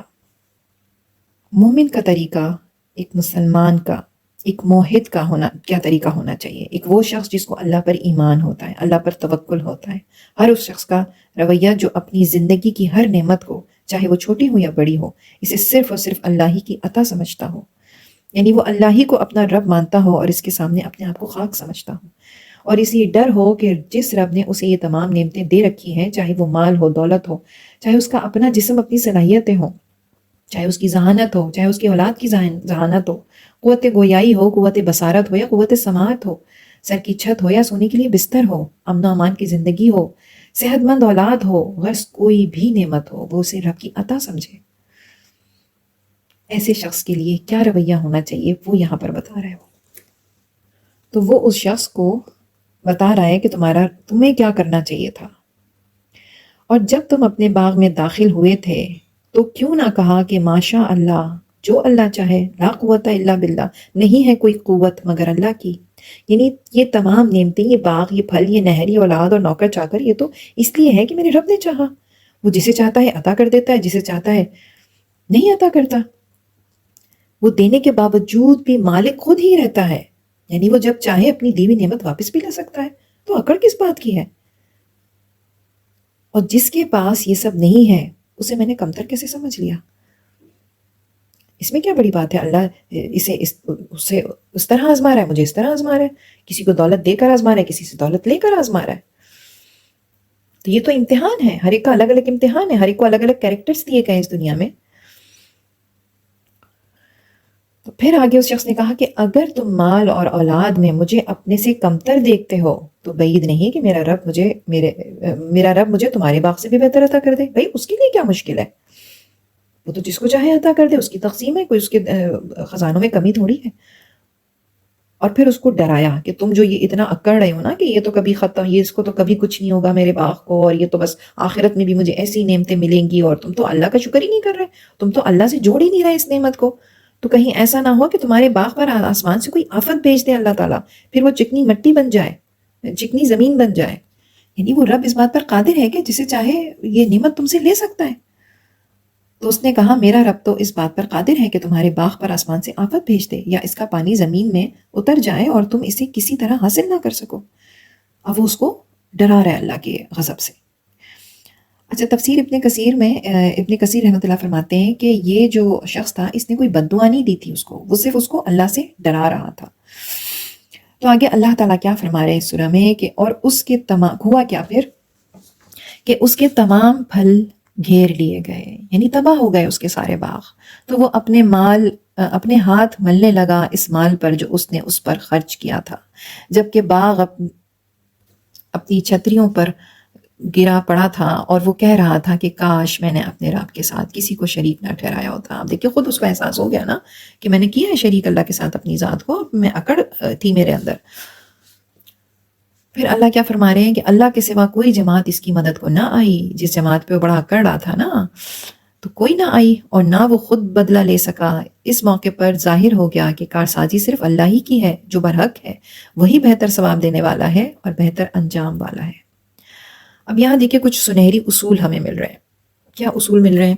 پہلا اصول، میرے پاس جو کچھ بھی ہے، جو کچھ بھی، اس میں سب کچھ لکھ لیجئے اپنے پاس، ذہن میں رکھیے یہ بات کہ میں ان سب کی صرف کسٹوڈین ہوں، اصل مالک نہیں ہوں۔ اسی لیے جب کوئی نقصان پہنچتا ہے، اللہ قرآن میں کیا فرما رہے ہیں کہ جب ان کو کوئی میرے بندوں کو یا مسلمانوں کو، یہ آیت میں کوٹ کر دوں گی ٹیکسٹ فارم میں انشاءاللہ، تو اللہ فرماتے ہیں کہ اللہ مسلمانوں کی نشانی کیا بتا رہے ہیں کہ جب ان کو کوئی مصیبت پہنچتی ہے تو کیا پڑھتے ہیں؟ اِنَّ لِلَّهِ وَإِنَّا إِلَيْهِ راجعون، بے شک ہم سب اللہ کے ہیں اور اللہ ہی کی طرف لوٹ کر جائیں گے۔ یعنی یہ اگر نقصان ہو بھی گیا تو کیا ہے، یہ تو عارضی نقصان ہے نا، اللہ ہی کا تو تھا، اللہ نے لے لیا واپس، ہم سب اللہ کے ہیں، اللہ کی طرف لوٹائے جائیں گے۔ تو ہم نے تو آخر وہاں جانا ہے نا، Indeed we belongs to اللہ، بے شک ہم اللہ کے ہیں۔ یعنی ہم تو خود اپنی جان تک کے خود مالک نہیں، باقی چیزیں تو چھوڑ ہی دیں، یہ گھر بار اولاد، یہ گاڑی، نوکر چاکر، یہ ذہانت، یہ ڈگریاں، یہ نوکریاں، یہ برانڈڈ چیزیں، یہ زیور، یہ سب کس کا ہے؟ اللہ کا دیا ہوا ہے، اللہ کی عطا ہے، اس کا اصل مالک اللہ ہی ہے، میرے پاس امانت کے طور پر ہے۔ اور اس کا اظہار کیسے کروں گی میں؟ کیا پڑھوں گی؟ اس شخص نے کیا بتایا کہ کیوں نہیں پڑھا تم نے؟ یہ کیا نہ پڑھنے کی وجہ سے اس پر عذاب آیا؟ ماشاءاللہ لا قوت الا باللہ، جو اللہ چاہے وہ کرتا ہے اور تمام قوتیں اللہ کی ہیں۔ مفتی شفیع رحمۃ اللہ فرماتے ہیں کہ یہ جملہ محض زبان کا ذکر نہیں بلکہ ایک پورا عقیدہ ہے۔ یہ ایک عقیدہ ہے کہ یہ نعمت اللہ کی مشیت سے ہے، طاقت صرف اللہ کی ہے۔ جو شخص اپنی نعمت کو دیکھ کر یہ نہ کہے، وہ نعمت کے زوال کے خطرے میں ہوتا ہے۔ یعنی اپنی کسی بھی نعمت کو دیکھ کر اگر میں یہ سوچوں کہ اس نعمت کو کبھی زوال نہیں آئے گا، یا میں اپنے آپ کو کریڈٹ دے دوں اس کے لیے، یا میں یہ سمجھوں کہ یہ کبھی اللہ مجھ سے واپس لے ہی نہیں سکتے، تو اس نعمت کے چھننے کا ڈر پیدا ہو جاتا ہے۔ اب جب میں اپنا رویہ یہ رکھوں گی کہ کوئی بھی نعمت، جب میرا اس نعمت کی طرف میں دیکھتی ہوں، چاہے وہ کوئی بھی نعمت ہے، ایکس وائی زی کچھ بھی ہو سکتا ہے، چھوٹی سی، یہاں تک کہ میرے ہاتھ میں اگر کھانا اچھا پکاتی ہوں نا، تو میں یہ نہ کہوں کہ میں تو بہت ہی زبردست کھانا بناتی ہوں، او ہو یہ ہے وہ ہے، آپ کہیں ماشاءاللہ لا قوت الا باللہ، اللہ کے حکم سے، اللہ نے ذائقہ ڈالا ہوا ہے، اللہ ذائقہ ڈال دیتا ہے، اللہ توفیق دے دے، کسی بھی طرح سے بس اللہ سے جوڑنا ہے، بس اپنے آپ کو کریڈٹ نہیں دینا کسی چیز کا، کہ یہاں پر پھر خطرہ ہوتا ہے اس نعمت کے چھن جانے کا، اور پھر ہم سر پکڑ کے روتے ہیں۔ بعض اوقات سنا ہوگا آپ نے، میں تو اتنا اچھا کھانا بناتی تھی، پتہ نہیں کیا ہو گیا مجھ سے بنتا ہی نہیں ہے، پتہ نہیں کیا ہو گیا، میں تو اتنی ایکٹیو تھی، پتہ نہیں کیا ہو گیا، میں تو اتنی سلم اینڈ اسمارٹ تھی، پتہ نہیں۔ بلکہ یہاں پر میں آپ کو ایک سچا واقعہ بالکل سنا رہی ہوں، سچا واقعہ۔ میرے ہسبینڈ ایک قصہ سناتے ہیں، وہ اپنے آفس کی طرف سے ایک ریکوری کے لیے کسی کے گھر گئے ہوئے تھے، ان کے ساتھ ان کے کولیگ بھی تھے۔ وہ کہتے ہیں کہ ہم ان صاحب کے گھر گئے اور ہم ان کے گھر پہ بیٹھے ہوئے تھے، اور ایک تصویر لگی ہوئی تھی فریم میں، تو بہت ہی کوئی حسین وہ عورت تھی، حسین۔ تو ہم نے کہا بھی ان کی مسز ہوگی، نہیں بلکہ کہہ رہے میرا دھیان بھی ہمارا نہیں گیا تھا اس کی تصویر کی طرف، لیکن ایک خاتون اندر آئی اور ان کے ہاتھ میں مطلب چائے کی ٹرے تھی، وہ رکھ کے اور چلی گئی۔ ہوتا ہے بعض لوگوں کیا کھلا ماحول ہوتا ہے، وہ نہیں پردہ کرتی، تو آ گئی سامنے چائے رکھ کے چلی گئی۔ اب وہ دیکھیں اللہ کی کیا مصلحت تھی اس میں کہ اس شخص نے خود بخود بتانا شروع کر دیا ان کو، حالانکہ کولیگ بھی ساتھ تھا، مطلب دو لوگ تھے، تو یہ جانتے ہوں کہ پہلے سے مجھے کچھ اتنا خاص یاد نہیں ہے، بہت پہلے انہوں نے مجھے یہ قصہ سنایا تھا، مجھے صرف یہ جو اصل بات ہے نا وہ آپ کو بتانا مقصود ہے۔ اس نے کہا آپ کو پتہ ہے کہ یہ جو خاتون ہے، ان کو لگا کوئی نوکرانی ہوگی رکھ کے چلی گئی ہے، کہتے ہیں کہ آپ کو پتہ ہے کہ یہ خاتون کون تھی؟ تو ہم نے کہا نہیں جی نہیں پتا۔ تو کہنے ہیں کہ یہ میری مسز ہے. تو کہنے کہ میں نے ایک دم تصویر کی طرف دیکھا تو کہ مطلب دوسری ہوں گی شاید. تو کہنے یہ وہی ہے. تو میں نے کہہ رہے ہم بالکل حیران ہو گئے کہ یہ تو بالکل الگ ہے، وہ تو بالکل الگ ہے. یعنی یہ انتہائی خوبصورت ہیں اور وہ انتہائی ان کا ڈارک کمپلیکشن تھا اور انتہا سے زیادہ اگلی فیس تھا. تو ہو سکتا ہے وہ یہ بات ہر ایک کو بتاتے ہوں، وہ کرنے کے لیے ایک عبرت کے لیے بتاتے ہوں گے شاید، اس لیے بتایا شاید کیونکہ وہ ان کے وہ جانتے نہیں تھے ان کو، پہلی بار ان سے وہ ریکوری کے لیے گئے تھے، کچھ اماؤنٹ ان سے ریکور کرنا تھا. بہت پرانی بات ہے. تو وہ کہتے ہیں کہ وہ کہنے لگے کہ یہ یہی ہے، یہ سیم ہے. تو کہہ رہے ہم حیران ہو گئے کہ یہ کیسے ہو سکتا ہے، وہ اتنی کیسے چینج ہو سکتا ہے کوئی. تو وہ کہنے ہیں کہ میری جو بیوی ہے نا یہ اتنی ہی حسین تھی لیکن یہ تکبر بہت کرتی تھی. یہ ہر بات میں مطلب اپنے آپ کو بہت بڑی چیز سمجھتی تھی اور دوسروں کو حقیر سمجھتی تھی، مطلب جو دوسروں کا مذاق اڑاتی تھی اور اپنے آپ کو بہت حسین سمجھتی تھی. تو یہ چہرہ اس کا خود بخود راتوں رات ایسا ہوا ہے. یقین نہیں آ رہا ہوگا نا آپ کو، لیکن ظاہر ہے کہ مجھے جنہوں نے بتایا وہ اس طرح کی بچگانہ بات کر نہیں سکتے نا، اور وہ بھی اس طرح کی ایکسپیکٹ ہی نہیں کر سکتے. کوئی بہت ہی رسپیکٹیبل بندہ تھا، بہت ہی کمپنیز کے مالک تھے، بہت بڑی بڑی کمپنیز کے، تو ایسا نہیں تھا کوئی. لیکن یہ قصہ انہوں نے بتایا. تو آپ دیکھیں غرور اور تکبر انسان کو. اور ایک اور مجھے ایک میری محلے میں ایک ہوتی تھی، انہوں نے یہ قصہ سنایا اپنی کزن کا، اپنی فرسٹ کزن کا. وہ کہنے لگی کہ میری کزن بہت زیادہ حسین تھی اور وہ جو ہے نا بہت بڑے بڑے جملے بولتی تھی، تکبر بہت کرتی تھی کہ میں بہت زیادہ حسین ہوں، اور یہ وہ دوسروں کو ڈیگریڈ کرتی تھی، مذاق اڑاتی تھی. تو یعنی اس کے فیس جو ہے نا جل گیا پورا، کچھ پریشر کوکر سے یا کس چیز سے، یہ تو مجھے یاد نہیں ہے، لیکن اس کا چہرہ جل گیا پورا. تو وہ تو ریسنٹ بات تھی، اس نے بتایا تھا کہ مطلب ریسنٹلی ہوا ہے. تو حالانکہ وہ کوئی ریلیجس نہیں تھی وہ بندی، نہ یہ بندہ کوئی ریلیجس تھا، اس کا ریلیجن سے کوئی تعلق ہی نہیں ہے. یہ تو ایک آنکھوں دیکھی بات ہے جو آپ کو ایک شخص اتنا زیادہ اپنے غرور کر رہا ہے اپنے حسن پہ، اور اچانک سے مطلب ایک عجیب سی بات ہے نا کہ آپ گورے ہیں، چٹے ہیں، حسین ہیں، اور ایک دم سے آپ کا رنگ سیاہ ہو جائے اور آپ بالکل عجیب سے ہو جائیں، بدصورت. تو آپ کو یہ انہونی بات تو لگے گی، پھر تو آپ ہر چیز سوچو گے کہ یہ یوں ہو سکتا ہے، اس وجہ سے ہو سکتا ہے، اس وجہ سے ہو سکتا ہے، اور اللہ پھر آپ کو دکھاتا بھی ہے یہ چیزیں. تو یہ ہے کہ اللہ ہمیں یہاں سے یہ اب اور بھی اصول ہم اس میں سے سیکھیں گے، کل انشاءاللہ اور بات کریں گے اس پہ، تھوڑا اس پہ ہم غور و فکر زیادہ کریں گے، کیونکہ یہاں سے ہمیں بہت بہت بہت زبردست اصول ملنے والے ہیں، ایسی ایسی چیزیں ملنے والی ہیں، ایسے ایسے خزانے اس سورہ سے انشاءاللہ ہمیں مل چکے ہیں، اور آگے بس کچھ چند باتیں اور رہتی ہیں تاکہ ہم اپنی زندگی سے بہت ساری پریشانیوں سے اپنے آپ کو انشاءاللہ بچا سکیں. آج تک کے لیے اتنا کافی ہے. اپنا بہت خیال رکھیے گا، مجھے دعا میں یاد رکھیے گا. السلام علیکم ورحمۃ اللہ وبرکاتہ.